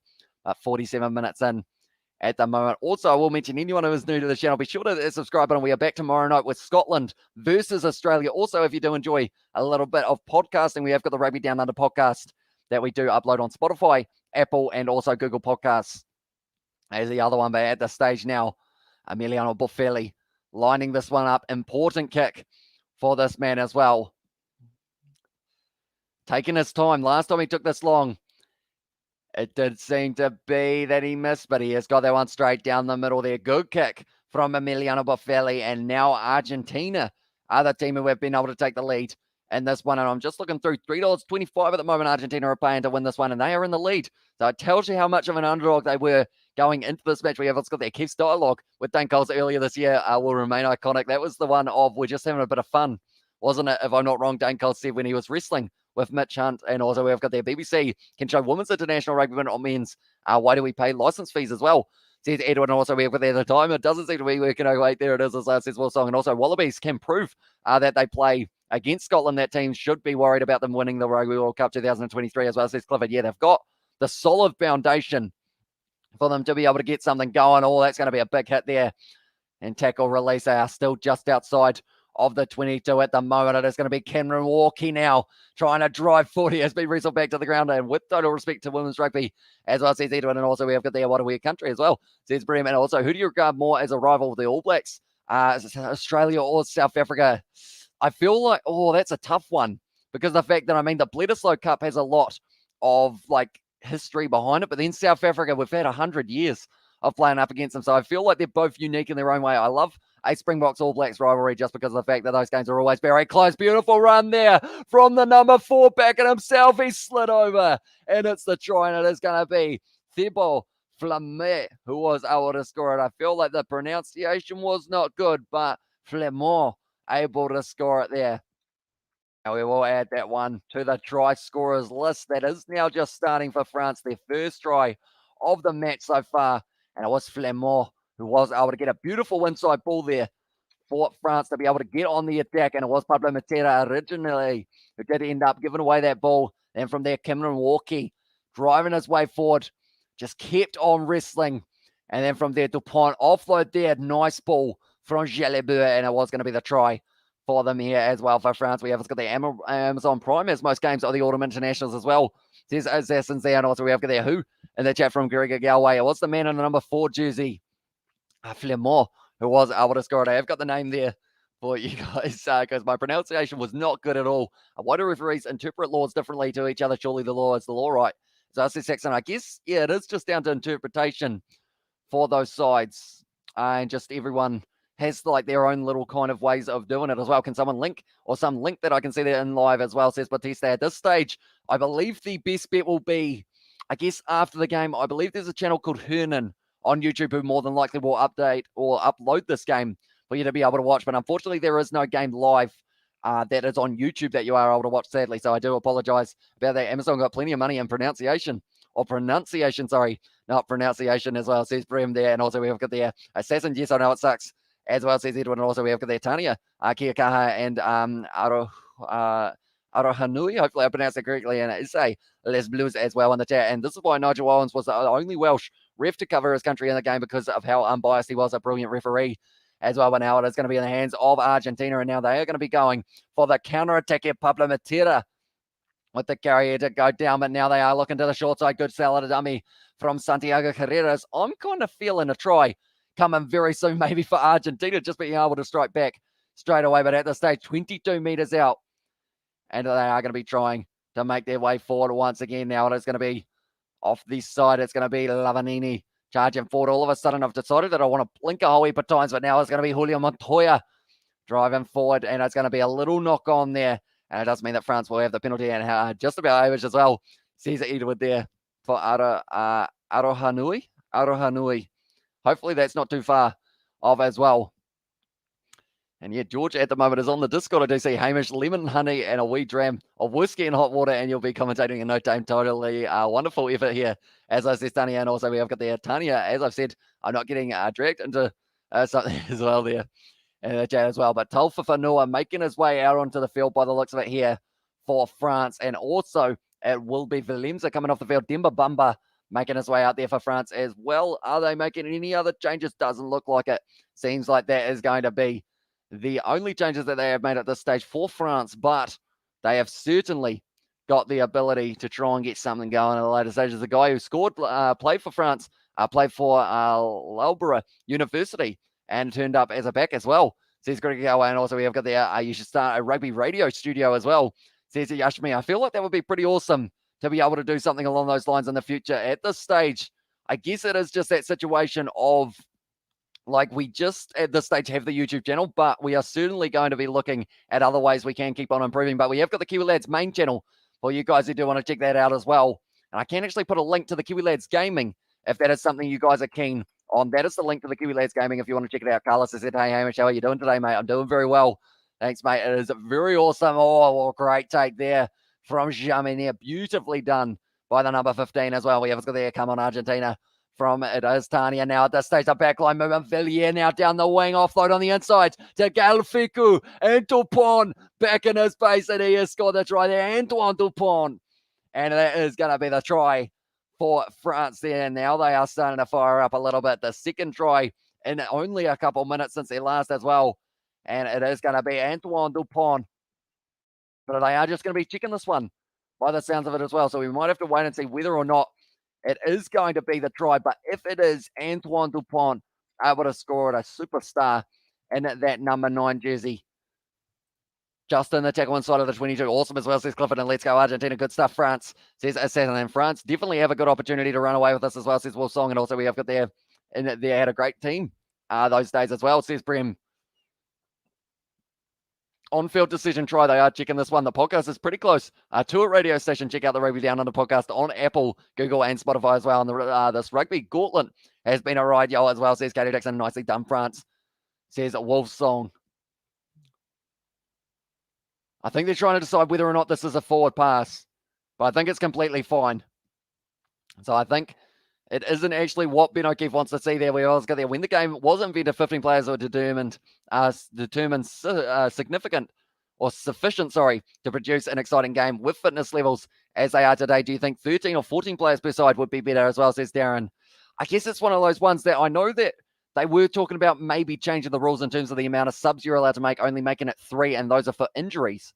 So it is one of those ones that, yeah, it's going to be a tough one. All these players are just super athletes now as well. Did France score another try? They may have, but they are just checking this one to see whether or not Jaminier did knock this one on the ground, I believe. Oh, okay, he lost control of that. But the question is, did it go backwards or forward? Rugby 10s will be an interesting when it happens as well. And do you know that France is most likely to play Springboks in 2023 World Cup quarterfinal as well? That would be a big game. That is for sure. And also we have got there in the chat as well. There we are. Hamish says the refs have overall been pretty good as well, says Duddy. And also we have got there going to be plenty of more rugby gauntlets over the next few weeks.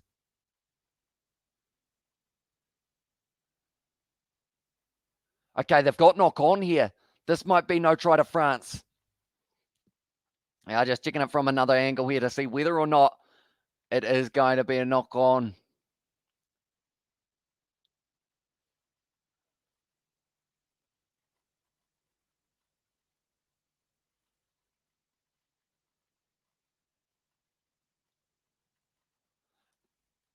Okay, Luke Pearce is actually the man who is stepping up at the moment, and he is saying possibly that he's still at the downwards momentum. Time, please, as well, says Johnny Blaze. At this stage, we are sitting 54 minutes through. It's going to be a no try, but it was the situation of Luke Pearce, the referee, who actually refereed the game between New Zealand and I believe it was New Zealand and South Africa, or Australia and South Africa. He actually said that he didn't feel that one was a knock on, but that it's going to be a no try. So Antoine Dupont is not going to be able to get himself the try there. It was close, but Jonathan Dainty looks like he is very close to making his way out onto the field as well. But this game will remain at 16 points to France and 10 to Argentina. Great time to be a fan as well. Oh, damn, no try, says Assassin. And that's a knock on, bro, as well. And there are two teams of rugby world who are World who are joined at the hip in the Attitude, England and Australia, enough said as well. And also we have got the, which side do you think the most people's second team is? Most people's second team, I think, no matter the country, people seem to support the All Blacks kind of as your secondary one.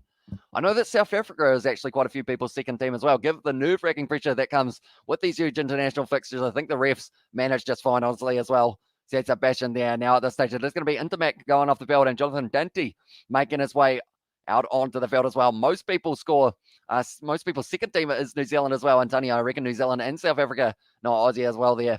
See the Edwin also. We've got the Abies versus Australia were at the true rivalry in the 90s and early 2000s, and there has been a few no tries today as well, says Assassin. Yeah, there's been quite a few for both sides in that regard, but now Geelong is still out there, I do see, but I assume Sekou Makalu is not too far off from getting the opportunity. Ireland had 2 as well, says Assassin, for their fixture. And the thing is, they were still able to score many, many tries. That one, Thomas Lavanini at the moment looked like he was going for the clean out. It's going to be France who do win the penalty. Still 26 minutes left in this one. Who is going to be able to score a try into the later stages of this game? We have had 1 try in the second half, and it was Flamand who was able to score in the 49th minute. Argentina, they have scored themselves 1 try earlier on. Thomas Kubeli was the man who was able to get it done. Did I just see that correctly? Did George just ask you guys in the Discord who wants to see me light Hamish's couch on fire? Is that what he just put? Oh, why don't I show camera as well? Cheers, Sebastian there with that one. It's kick for touch. And now Santiago Medrano making his way out onto the field. If anyone wants to back Santiago Medrano to score the next try, or just to score a try in this game, you make $50. But do not do it unless you think it is going to be the case. We always got there. South Africa has the best team ratio against New Zealand since well before the days of the Australian rugby rivalry in the 90s and early thousands as well. This stage now, it's taken nicely by Cameron Walkie. Swatted back onto the side of France, just inside their own half at the moment. Galfiku now trying to give it to Tafawhanua. A little bit of a knock-on, was it? No. It's going to be continuing. That time it looked like it was a knock-on, but it is going to be continuing. Charge down onto Pont's kick now. Going through Thomas Lavanini trying to jump on the ball, and France at this stage have got this one once again. A lot of pressure on them now at this stage. And also we have there, honestly, I find myself supporting Japan due to their grit they showed in 2015 in Brighton. And ever since they have proven to be solid. They just need a few bits of kinks sorted out as well at this stage. They are a very strong side, Japan. They didn't have a good game up against Ireland, but they played very well up against the Wallabies. Thomas Lavanini once again carrying in. That is going to be another penalty now. Player leaving the feet is the call. Japan have great spirit as well, says Assassin. Also, honestly, I find myself, no, I read that one. And now at this stage, Gregory Aldrit looks like he is not too far away from making his way back out onto the field now. Marcos Crema, he's having a few deep breaths. But Gregory Aldrit spinning the arms around like he is a butterfly, and he is getting close to making his way out there as well. At this stage, is he going to be able to score a try? I feel like Gregory Aldrit, he's not a bad player. So I feel like it could be a decent shout for him to be able to score in this fixture. But now at this stage, it is going to be France who have got this line out, and just inside of the 22 now, they are going to have a good opportunity to try and get this one going. What's the key to keeping your commentary going when you're absolutely shattered as well, says Darren Smith. I think it is just a case of don't let there be silence or else your brain will stop working. And that's pretty much my advice. Pretty much as soon as you stop talking for more than a few seconds, your brain switches off. Most people will support the underdog as well, says Edward there. But yeah, pretty much for me, it is also having you guys in the chat to keep like the whole live stream just rolling smoothly. The way this rolling maul was almost going for France as well, but Dupont now offloading it back into the hands now of Taufifenua, the big man driving his way forward at the line. Going to be Dupont now firing it back. Dante is right there as well as a good option to maybe score himself a try into this match. Going back there, was it a knock-on from... it was almost a knock-on from... It was Geelong, but not quite. And also, would it open them with open... Or would it welcome them with open arms as well there? It's going to be a drop kick here. And he didn't quite strike it well, and that one is going to be going out. And it will now be a 22 dropout for them as well. But now Jonathan Dante, definitely a player who could get himself a try maybe late in this game. But this game seems like it is going to be that situation of last try wins. Once again, we welcome them with open arms as well. Japan have great spirit. They need to join the Six Nations or the Rugby Championship. It would be awesome to see. I know that Fiji is another side that people mention as one that could be one to watch in the future at this stage. Now, kick downfield from Argentina for the 22 dropout. We always got there. The Ireland-Japan game a few months ago was so entertaining. Japan just wouldn't stop giving Ireland the business as well. Yeah, in the end, 39-31, I believe it was. That's going to be the penalty to Argentina. 4 offloads, or 4 offside, I should say there. And if New Zealand are the Liverpool rugby, who would England be as well? Oh, that's a tough question. I don't really follow the English Premiership as closely as I possibly should. I guess England would be like Man City, would they? Someone along those lines, maybe, if I'm not wrong, but I could be wrong there as well. He has got the bright headgear at the moment, that is for sure. Tell you what, if he went out running at night, if he's wearing his headgear, he will not get hit by any vehicles because they will see him well and truly. That is for sure. Come on, Argentina. They're actually taking on the 3 points here. So they have decided, Emiliano Boffelli. Okay, he's being dragged forward to the mark now for that one, and now he is going to get the kick opportunity. Yeah, indeed, they definitely never give up on the hope of ending strong, and they did their job well that day as well, says Wolfsong there, and also it's a knock-on as well, says Tania there, and at this stage, Emiliano Boffelli, 2 from 3 so far tonight. Can he help his side get a win into this fixture? I have to wait and see, because it is certainly getting down to the wire. 20 minutes left. Sekou Makalu still not out on the field. I want to see him out there, because I feel like he could score the final try. The new studio should open. That was a sentence from George, and I didn't quite read it too cleanly. It also 100% agreed. They really showed the world that day that they can scrap with the big teams as well. Even their game up against the Wallabies, I felt that they were right in there as well. What do you think, or who do you think has been the most impressive captain recently as well? Says Yashmir. That one has gone over for Emiliano Boffelli. So now at this stage, 59 minutes down, and Argentina are sitting on 13 points. Most impressive captain, Yashmir, that is a tough question. I'd say for myself, I know it's kind of like they lost all their games, but Julio Montoya has been leading from the front for Argentina. But also I would say Michael Hooper, big hit there.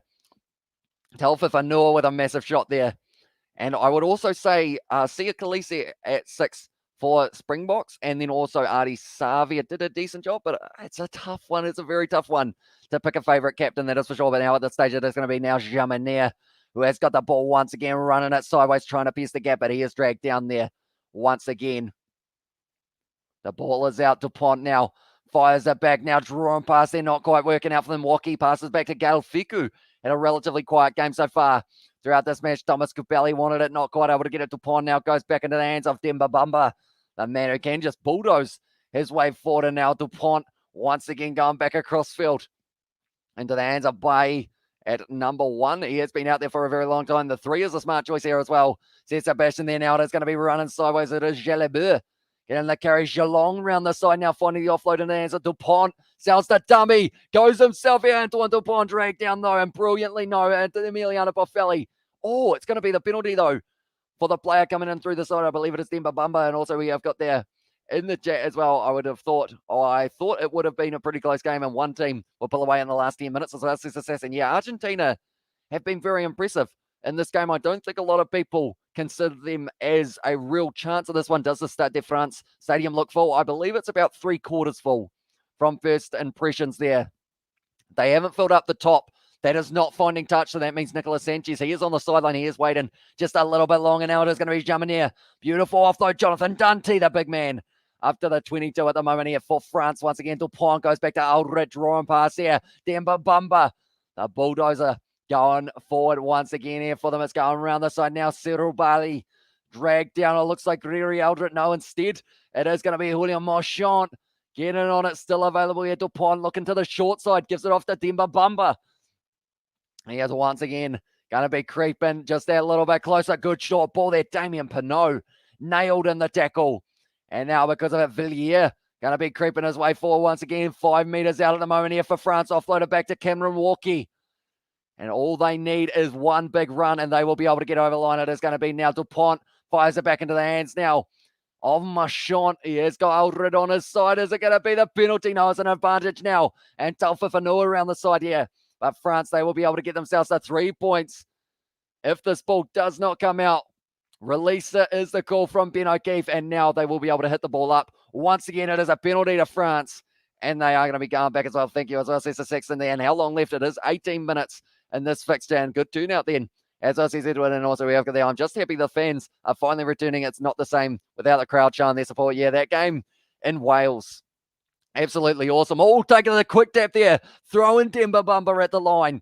And now this side, the ball bounces out the side and it is going to be the knock on. So France make the mistake. They're trying to catch the Argentines sleeping. But it's very nicely done there. And it is going to be Demba Bumba who threw himself at the line, just not quite able to get over there. And at this stage, I believe surely we aren't too far away from seeing a few more subs being made as well. We have got the ads. Yeah, it's not the same without the crowds as well. And there also Wolfsong agreed. I hated the canned false applaud as well, says Edwin. And also we have got there. So looking forward to the first ever live rugby game one day. I wonder which one it's going to be. It's probably going to be an MLR one. Thinking about it, Katie. Or maybe USA taking on someone in the USA perhaps could be an option. But now at this stage, more subs being made here. And I believe at this stage, it is going to be John Baptiste Gru making his way out to the field. And it's going to be one of those ones that if they don't make another sub, do they have... Okay, Demba Bumba is still out there. Has Makalu made his way out? Marchand is off the field and Malwaka will be the man who is going to be out there. Nicolas Sanchez returning to international. The last time he did get injured, I believe it was in the Rugby Championship, one of the early fixtures as well. And then we have got the, what's that about? It's not a sitcom, sorry, like how they have to use those awful canned laughter tracks as well, says Wolfsong. And also we've got the, Katie, you're obviously not in New Zealand then, says Edward. Although, to be fair, I have never been to an international rugby game and I'm in New Zealand. In fact, I've never been to Super Rugby either, so I feel like that is something that in the future I really want to be able to do as well. She's American as well, and I'm from the States as well, the land of the rugby, or the land that rugby forgot, as I says Katie Dixon there, and also we've got the RK and the chat from Edward. But nonetheless, I will mention once again, anyone who is new to the channel, be sure to leave a like, also subscribe, and if you do like a bit of gaming, only if you like the gaming side of it, we have got the Kiwi Lads Gaming, which I have put the link to in the chat now as well, if you guys do want to check that out, as we have got plenty more content coming on that channel alongside the Kiwi Lads main channel that we have got, and also the Rugby Down Under podcast. Be sure to check that out. If you do enjoy yourself a nice podcast, that's the place to be. It's decent, you know, it's a good one. If you do enjoy a little bit of the banter between New Zealand and Australia, but at this stage, I'm not liking the fact that Siku Makalu hasn't made his way out onto the field yet. I want to see him play. He's a good player. Stade Francais at his home ground as well. Surely you give him a chance. And this one, yes, I know, it's slowly growing though as well, says Edward. Definitely with the MLR. Guido Petty now off the field, and that's going to be Gonzalez replacing him as well. I don't expect when my country is being deliberately attacked in there as well. They're defending the Highlands. We all know that there will be, or there can only be one as well. And also we have there. I really want to go to France for the World Cup in 2003 or 23 as well. That would be pretty awesome to be able to go there to the game live. And also we've got the Katie Dixon and the Kiwi Lads, the guy who runs on the pitch in Wales game as a Muppet. What was he thinking as well? Yeah, he chose the terrible time to do it. It's a massive push there. And now it is going to be a penalty to France straight out in front. What do they do there? And at this stage, a little bit of push and shove. Stop is the call. Kubeli doesn't want to give them the ball there for that one, taking the quick tap. But yeah, it was worst timing possible due to the fact that Liam Williams was down that wing when he was getting a decent opportunity there. But now at this stage, 5 meters out, Argentina 6 points ahead if they take the 3, and that is exactly what they are going to be doing. We have got the I feel your sis as well, says Katie Dixon, and good on you into the chat from Edward. And also we have got the, if you could attend only one game ever, which teams and where? I feel like South Africa versus New Zealand. Oh, in South Africa. That would be a scary one, but I feel like it would be a pretty awesome one to be able to see as well. But Argentina, once again, going to be getting themselves in a little bit of trouble at scrum time. Big push, and I believe it was Demba Bamba was able to really get it going. Malvaka as well. Is another man of thoughts on that guy as well. Says an narcissist. Hopefully I pronounced that correctly. If I'm not wrong, I'm so happy it's growing, and it's so cool to be a small part of it as well, says Katie Dixon there as well. And also a lot of close games today. Lovely to see, says a Wolf Song. Yeah, it is awesome that we have had so many games played, not just in this last 24 hours, but also in the hours to come. We are going to get to see also Wallabies versus Scotland is another one that is going to be coming up. And also there is the game between Romania and Uruguay, I believe it is, that are playing tomorrow. And then also Wasps taking on, it will be, I believe the Wasps, they are playing the Harlequins. So that's going to be a good game as well. For me, it's New Zealand or Ireland. I feel like that's a very good shout as well, to be fair. This stage, Damien Pinot running it straight. How about you get bent in half, mate? That didn't look like good contact. But Damien Pinot, that's going to hurt the head. All Blacks versus India as well, says AJ. And also, I think a player is getting yellow carded as well, says Clifford. Yeah, more than likely it could be that one that they are going to be checking. And also, we have got there in the chat as well. For me, it's New Zealand versus Australia, and a lot of games played today. Just going to be checking this one more time here. Oh, Julian Marchand, he does duck down a little bit, but was it going to be a yellow card? We have got the All Blacks versus India, Eden Park as well, and I like Japan versus South Africa as well. And hi, please, may I have a shout out as well? Says a shout out to you, mate, for tuning in. Hugely appreciated all you guys being here for this live stream. And yeah, if you do enjoy this live stream, be sure to leave a like and subscribe. France are currently sitting on 19. My board says that they are on 16. There we go. It has updated itself, and now Argentina. Now Marcos Crema passes it back across, and it's going to be the quick step once again now for De La Fuente. Argentina, if they get one try here, they are right back in this contest. But if they don't end up in this situation of getting that try, then maybe it will be in that situation of France being able to close out this game with a win. But one thing is for sure, it's going to be coming down to the wire, just like quite a few of the other games that we have seen this weekend as well. But Argentina still have this ball, and now we have got the AJ. That would be weird. Cricket versus rugby as well. See, that is going to be little knock on from Argentina. Now it's the scrum feed for France in this situation. Come on up and play rugby, India. The All Blacks will wait for you, homie, as well, says the gangster there. The All Blacks versus India at Eden Park. That would be a pretty awesome matchup to see how it would go, but it is, again, but Bamba just shunted off. Sorry, it was actually Jonathan Dunty shunted off by Pablo Matera there, and his VAR had a good or bad influence as well, says Darren. It's a bit of a 50-50 due to the fact that I feel like there are certain moments that it's like, okay, it's good that they've gone back and had a look at it, but then there are also other moments where it's like, yeah, nah, not good. Unfortunately, like that was the wrong decision. So it is very tough to kind of decipher, I guess you could say. But I would say overall it has helped out for the rugby side of it in terms of being able to keep the game. It slowed down the game a little bit, though, is something that I would say. And also we have got there Billy G. And the chat has said, I'm sorry to hear that. It must be very hard to watch when all you want to do is get out of there. Keep strong, bro, as well. And it was Billy G as well. I don't actually see Billy G's message in my chat. I might have to have a quick look and see the actual one here and see whether or not it has got it. I'm wondering whether or not it is because I've got it on top chat rather than all chat, is it? Billy G, where is Billy G? Okay, I haven't actually got a Billy G in my chat. So I'm not too sure what happened there, but do let me know as well there, Tanya. But also we have got their France going to wait 3 years until Nali Mape is eligible for them as well. I tell you what, he would be a player and a half to have in that midfield. And also we have got the yo from Billy G. I do see that one now. So how's it going, Billy? Thank you very much for tuning in, mate. And Smith, in football, yes, the refs have no power to punish terrible behaviour from the players as well, says that Wolfsong. And also we have got the great hockey players not sure about rugby as well, says Edward there. But now at this stage, it is going to be the rolling ball once again here for France, looking to try and get a margin for. Great defence there from France. I should say it's in the hands of Argentina, I believe. I believe, yes, it is. I got confused there for a second at who actually had the ball, but Argentina have got it. They have been told to use it, and Kubeli now still out there. He's here he is, as well as there's Saxon there, and also we have got there Silly Billy in the chat from over second. Also, Bangladesh have some of the best fans that support cricket. I absolutely love seeing the massive tigers in the crowd throughout the games. And now Marcos Crema with the carry, still on the side of Argentina, and they will be looking to put this ball high, perhaps. In this situation at this stage, France are becoming more and more the favourites in this one to be able to win it now. It's going to be Nicolas Sanchez back out on the field after his injury in the Rugby Championship. Good kick downfield.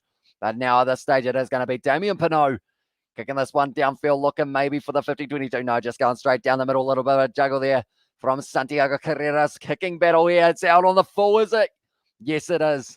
And it is now going to be the line-out throw for Argentina, or sorry, for France on the 22 here. And it's a very good position on the field. We have got there, sure do. It's quite infectious as well, says Edwin. Also, we've got there on Will. Good Katie was saying she broke her back as well. And that's terrible. Hope you eventually get back to normal as well, says Billy G there. But yeah, the broken back is certainly no fun. It does take a lot of rehab. And now they are bringing out Sekou Makalu. He gets 11 minutes at the end of this game. Hopefully he will be doing decently. Is it non-PC? I suppose it is to say. I believe that rugby is one of the most bastions on earth where men can be men as well. I get why women play rugby, but I'm not a fan as well, says Tania. I guess that is one of those subjects that could split decisions or split opinions, I guess you say. India has a national rugby team as well, says AJ. They do indeed. I believe they play, I believe they're about 80th in the world, but Dante now with a good carry forward, and Argentina sitting in a good position. Or sorry, France sitting in a good position. Sekou Makalu now driving forward. Didn't quite get the Pistons going, but now it is going to be once again fired back out the back line. Damien Pinot now with the step close to the touchline, able to offload on the inside to Germanier. And France still going forward. It's great to watch. Not so much to play since the last 6 I hit was it when I was 15 as well. Says Wolfsong is going to be the big number 16. And Malvaka has scored the try there. Pietro Malvaka. It's the man who was able to score it. And now at this stage, you would say France have been able to secure the win there. And it was, in the end, it was Malvaka in the end, the number 16. He had a little bit of game time earlier on in the game due to the yellow card, but now Pietro Malvaka just gone out there, run it straight. He kind of reminds me of a Suffer, more the way that the man is built. And it just ended up beautiful pass in the end with the offload and then straight up the middle. And it was Malvaka who was able to score it in the 72nd minute. And now because of it, France, you would say that they have been able to win this match. I also got there in the chat. Good try as well, says Assassin. It wasn't a beautiful offload. Do you think, in the chat as well, do you think the front row still use dirty tactics to gain the upper hand, or has that now gone out of the game? I feel like with the fact that there are so many cameras on you at all times, you can't really afford to try and do anything dirty because they will catch you. I think it's like a finger gouge that we saw in a Chilean game, and they actually caught him for that as well, even though he thought, no, it's all going to be all right. Jamaner now will be lining up this kick. We have there, I agree, but none of them have exactly been Owen, have they, as well, says Tania there. And also we've got the I've played, but I'm too scrawny to play rugby competitively as well, says Billy. Yeah, I'm a little bit the same. And also, I used to have pace on my side, but now I'm not very quick. So I feel like that's a little bit unfortunate. Malvaka sounds a Polynesian name. Yeah, I believe, I want to say he's Samoan, maybe, but I could be wrong there. And sounds like a swear word as well, says a Wolfsong. But yeah, it was Pietro Malvaka who was able to score it. But now at this stage, kicked off by France with a 13-point lead now. And the later stages, Gael Fiku now selling the massive dummy. And now they're trying to drive their way forward once again here, France. They have not finished attacking. And now it is going to be Jamaner kicking it downfield, taken nicely by Emiliano Boffelli. Nicolas Sanchez going to be kicking it back. And at this stage, it is going to be taken beautifully there by Jalibert, but it is wrestled out of his hands in Argentina. I've got this one back, but Sekou Makalu trying to get on the ball. That's going to be almost a penalty advantage, but now once again, Kubeli passes it back into the hands of it was Rodrigo Martinez as well. And sorry, Les, I completely lost the topic, what we were talking about as well. Zetsa Benjamin now is going to be Della Fluente down the wing. He's kicked the ball straight into one of the French players, and it's a penalty, though, to Argentina. Are they out of this match? I said it's the win to France, but if Argentina score a try now, they would be right back in this one. So that's a big question, I guess you could say. as well, because Argentina, they are kicking for the corner, and it might be a good attacking opportunity, apparently, is the word that I almost tried to say, but a good attacking opportunity for them. What do you think? Or do you think France will be happy with this one? I think that they will look at this game as, right, this is a good foundation. Now we need to build on it. We play we play Georgia next week. That's going to be an interesting fixture, and then we're into the All Blacks game. So I think it is going to be important that they try and really build themselves up in this game and not take it too much to heart due to the fact it is their first game and they're trying out new combinations. Everything as well. Time says Judge Blaze. At this stage, we are sitting 73 minutes through this game, Johnny, and also we have got there well fought from the French as well, says Wilson. But now at this stage, rolling more here for Argentina, only a couple meters short of the line, and now they might be able to score themselves a try here. Pablo Matera over the line. He scored the try here for France. I believe that is over. They are going to check this one. I think that's a try to Pablo Matera, and France might now have conceded a try in the later stages of this fixture. Argentina could be right back into this one now, perhaps. We have also got there at this stage. They're going to be going upstairs to see whether or not this was a try. It's not impossible, but quite difficult to score 2 tries within 3 minutes as well. Although at this stage, this clock is a little bit quick. It is going to be a total of 6 minutes left for them. I think that's down. I think he got it on the ground for a slight moment. I think he got it down for half a smidgen here, Pablo Matera. But they are going to be having a look at that just as I say that as well. Says Will Song. I think that momentum. Did that ball get it down? There wasn't much of a grounding if there was one, but this is a huge moment in the game. They've got to overturn the on-field decision here. I think that's down.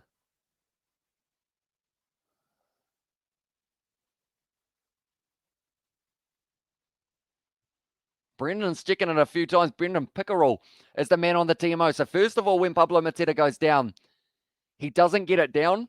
I would say, though, about there. No, not quite. Now. It's very close, but it is going to be no try. It's a try as well. It's Robin. Really hard to tell, says Assassin there. And yes, but unfortunately, Aussie have improved a lot for him a while back as well. And also we have got their F off TMO as well, says Rob. I think at that stage, the TMO, I don't think was the main decision there, Rob. I think it was on-field decision from Ben O'Keefe. And it is going to be a penalty for offside, though, so they will still have another attacking opportunity. And the suspense as well, says Yashmi there. And come on. That has to count for Argentina as well, says Will Song. So they are going to be kicking this one for the corner, though. So they will also have one more opportunity, or maybe 2 more opportunities due to the fact this is 77, but we're actually only sitting 74 minutes. So this one, I've gained a pen from somewhere. Does it have a brand on it? No, it doesn't, so I can't get a sponsorship. That's a shame. They are just taking the quick tap, throwing themselves at the line now. And that is going to be tackle release now. Argentina only a couple meters short. Pablo Matera trying to replicate what he just did. That is going to be another advantage for an offside or a big tackle there on Fukando. He's ripped away, and they're going back for the penalty. You're kidding as well. Says Rob there, and also we've got there. It's always been better when it's close as well. I thought it was going to be given as a try for Pablo Matera. I thought that it was down, but they did say in the end that it isn't enough clear evidence because of the fact there was an on-field no try decision. But now it's going to be the quick tap taken by Argentina once again to see if they can get themselves forward. But at this stage, I feel a knock-on coming. Going to be driving forward here for Argentina, taken down only a couple meters short of the line now. It's a short ball into the hands of Pablo Matera. Very, very close to the line. Thomas Copelli now passes out to backline for Candoiza. Getting out up there, and it's going to become a maul. And that is brilliant defense from France. And because of that, it is going to be held up. Goal line dropout is the call now. We have got there. They don't have time for a scrum as well. And also we have got there. If you had to pick 3 players to go into battle with you on the pitch, who would you pick as well? And France the cheat, says Rob there in the scrum perhaps. Now says Edward as well. I would say 3 players. I feel like Eben Etzebeth is someone that a lot of people would pick. So I'd probably do the same. And also, tell you what, Eben Etzebeth, Artie Savia, Taniela Tupou, and the boys would just be going out there and some big hits. I'd just hide on the sideline and let the 3 big forwards do it. Although I guess depends what type of battle. Wait, are we actually playing rugby or are we having a fist fight? Because if we're having a fist fight, those 3. But if we're playing rugby, I guess I probably need someone as a back as well. Get up, you cat, as well. Says Rob there. The Telfa Whanua. Yeah, they are staying down at the moment. by the looks of it, the Saudi-run Sheffield team as well, because they think money buys a skill and loyalty it doesn't as well, says Tanya there. And also we have got there in the chat as well, they don't have time to waste for the scrum and come on, RGs as well from Jody Blaze, and also France Los Pumas from Sebastian Ma'anonu, always the beast as well. Yeah, I feel like he is a very good shout. In that regard, they've kicked that one downfield, taken nicely on the halfway line for Argentina. Sanchez, now they're running very low on time here. One more penalty in favour of Argentina. I think this game will be over for Argentina. They've kicked it though. They've decided to kick it high, and I feel like that wasn't the best option. It is going to be taken beautifully by Jamania. No, it has been stolen, though, by Argentina. They have said it's a good contest. Morning as well, says Michaela. Welcome in to the live stream. I see you have changed your profile picture as well. And welcome into the live stream. I honestly think just bring Fuff to Clerk because he's such a fire starter as well, says Wolfsong. And also Argentina so lucky not to lose it then as well. It's definitely been close. That was the man, not the ball. So now at this stage, I believe, yes, it is going to be still on the side of Argentina. 4 minutes left in this one. I fell asleep because I didn't have any caffeine as well, says Michaela. That is probably fair enough due to the fact that it has been a very long night. Nicolas Sanchez now offloading it back. Pablo Matera now getting the carry as well. Driving his way forward. Paulos, decent carry from him, but he is on debut for this game as well. That is important for him now. It's going to be offloaded back. Nicolas Sanchez going for the kick and behind once again. Is it the best choice? Probably not, but we will have to wait and see. WTF, how you doing as well, mate? You've completely off air. Or we've got Tanya said you've gone completely off air up here. Can't hear a word as well, says Tanya. Can you guys still hear me? Do let me know, but we always got there. Come on, RGs. Dig deep, fellas. Put a rabbit out of your hat and hurry up as well. Morning, Les. And hey from Michaela as well. So hopefully you guys can still hear me. But France have had more carries throughout this one. And it is going to be Bertrano making his way out onto the field, replacing Cupelli. Come on, Argentina. Keep it interesting as well, says Will Song. Yeah, they certainly need to try very soon. Thanks for commentating on 2 great games. I've subscribed. See you again soon as well, says Darren Smith. Thank you very much, mate. Hugely appreciated. And yep, I can still hear as well from Katie Dixon there.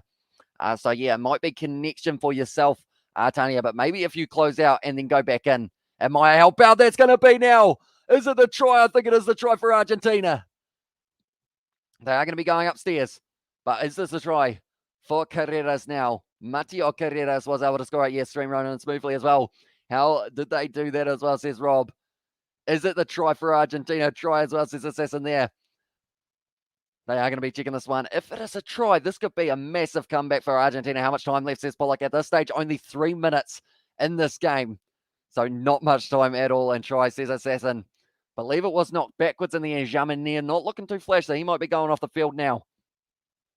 Put the ball high for Argentina. Yes, bravo. Superb commentary. As I said, just me. Thank you very much. Anyone who is new, be sure to hit that subscribe button. It is hugely appreciated. All of the support they're saying, whether or not, yes, it was a fair contest. It's hit the face. Oh, he's knocked it on. Unfortunately, he has knocked it on there. They are saying it has hit the face of Emiliano Boffelli, and then he knocks it backwards. Back onto the side. This is going to be unfortunate. As I knocked it on, as says Robin. Also, we have got there. Hurry up, hurry up. Argentina, get another quick. And oh, well, this is happening again. So that is going to be 2. Did he knock it on? Okay, it's actually going to be a try. They have just said it's not clear that it was a knock-on. Stick with the on-field decision of try. And it will be Mateo Carreras who was able to score it. So they have to try and overturn it here. But I believe the ball was just stuck on his face. Doesn't leave the face. On-field decision. This is a try here for Argentina. Carreras, Brandon Pickerel here. Important decision for the man, but could this be a try for Argentina? They are going to be checking this one more time here. Santiago Carreras, I may have just scored it in the 77th minute of this game. They are checking it just one more time. I don't think that ever leaves his hand until it's going backwards. On-field try. It is a try to Argentina, and they are going back into this match just a little bit. The ref is an idiot. No, you can't give that. You can't as well, says Rob. That is exactly what they have done. So I guess it's one of those ones, Rob, that the earlier one that you thought was a try, they did disallow. So I guess now this one counters it slightly, I guess you could say. You're joking as well, says Rob. And also we have got there, I think they deserve it, says Assassin as well. And it is the try, and it is kicked straight over as well. So Argentina now sitting on 13 at this stage, and now they are going to be sitting on 18. No, sorry, they're going to be sitting on 20, I believe, now with that kick going over. Try Los Pumas as well.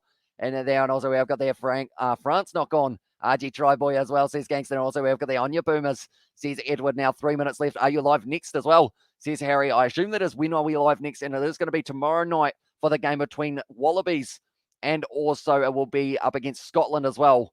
And that is going to be the next one we will be covering on the channel. And then also after that game, the Wasps versus Harlequins will be the last one. But at this stage, big hit there from Seku Makalu.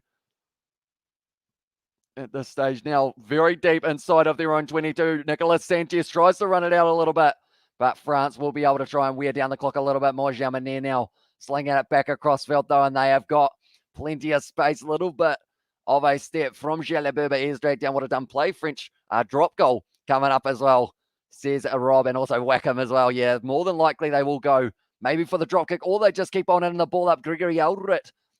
At this stage, they can't afford to give away the penalty. It's a penalty. And just like that, it is going to be play on though. And Dupont trying to finish this game off here for France. Man off feet as the call. So Argentina blowing it in the last moment, passing it back now. Quick hands. Jalabert with a bit of a step as well, but they are still 5 meters out. They have still got the advantage. Telfa Fanua going down, and there is only a minute left now. Jalabert, it was actually Jalong getting the carry now. It's going to be in the hands of Gregory Aldrit. Getting out up. Tackle release is the call. And that is what they have to do now. It's going to be Geelong once again. Little knock on. They are going back now, and it is going to be the penalty for France. And I believe more than likely they will have just enough time to close out this game for the kick as well. We have to imagine if Argentina win here as well, says Wolsong. And also beautiful passing from France. And France have won, says Rob there. And okay, says Ari there as well. And also France, AB's 2.0 as well. And where's Billy G in the chat from the Saxon there? Time off. Oh, they're going upstairs here. They're checking a potential foot trip by an Argentine player. So this might become a... Okay, 21. Bertrano did extend the leg, but was it enough contact to be considered as a foot trip? I think he got something on it. So because of that, that could be a yellow card. Perhaps. How do you put the picture behind as well? Says Aiden. So I do use a green screen. So pretty much there is a massive green sheet behind me, which I do use. Clear foot trip. This is going to be a yellow card. And also we have got there. Thought you got lost again as well, says the Saxon. Also we have got there in the chat as well. Hamish Medal, you are a total legend. Thank you so much for keeping us all company today with your inclusiveness within your commentary as well. You are amazing, and we love you for it as well, says Dania. Thank you very much. And we are certainly going to be back tomorrow. So this is going to be now a penalty. Penalty on the 5 meter. It's a foot trip as well. And I believe at this stage, France, what are they going to do here?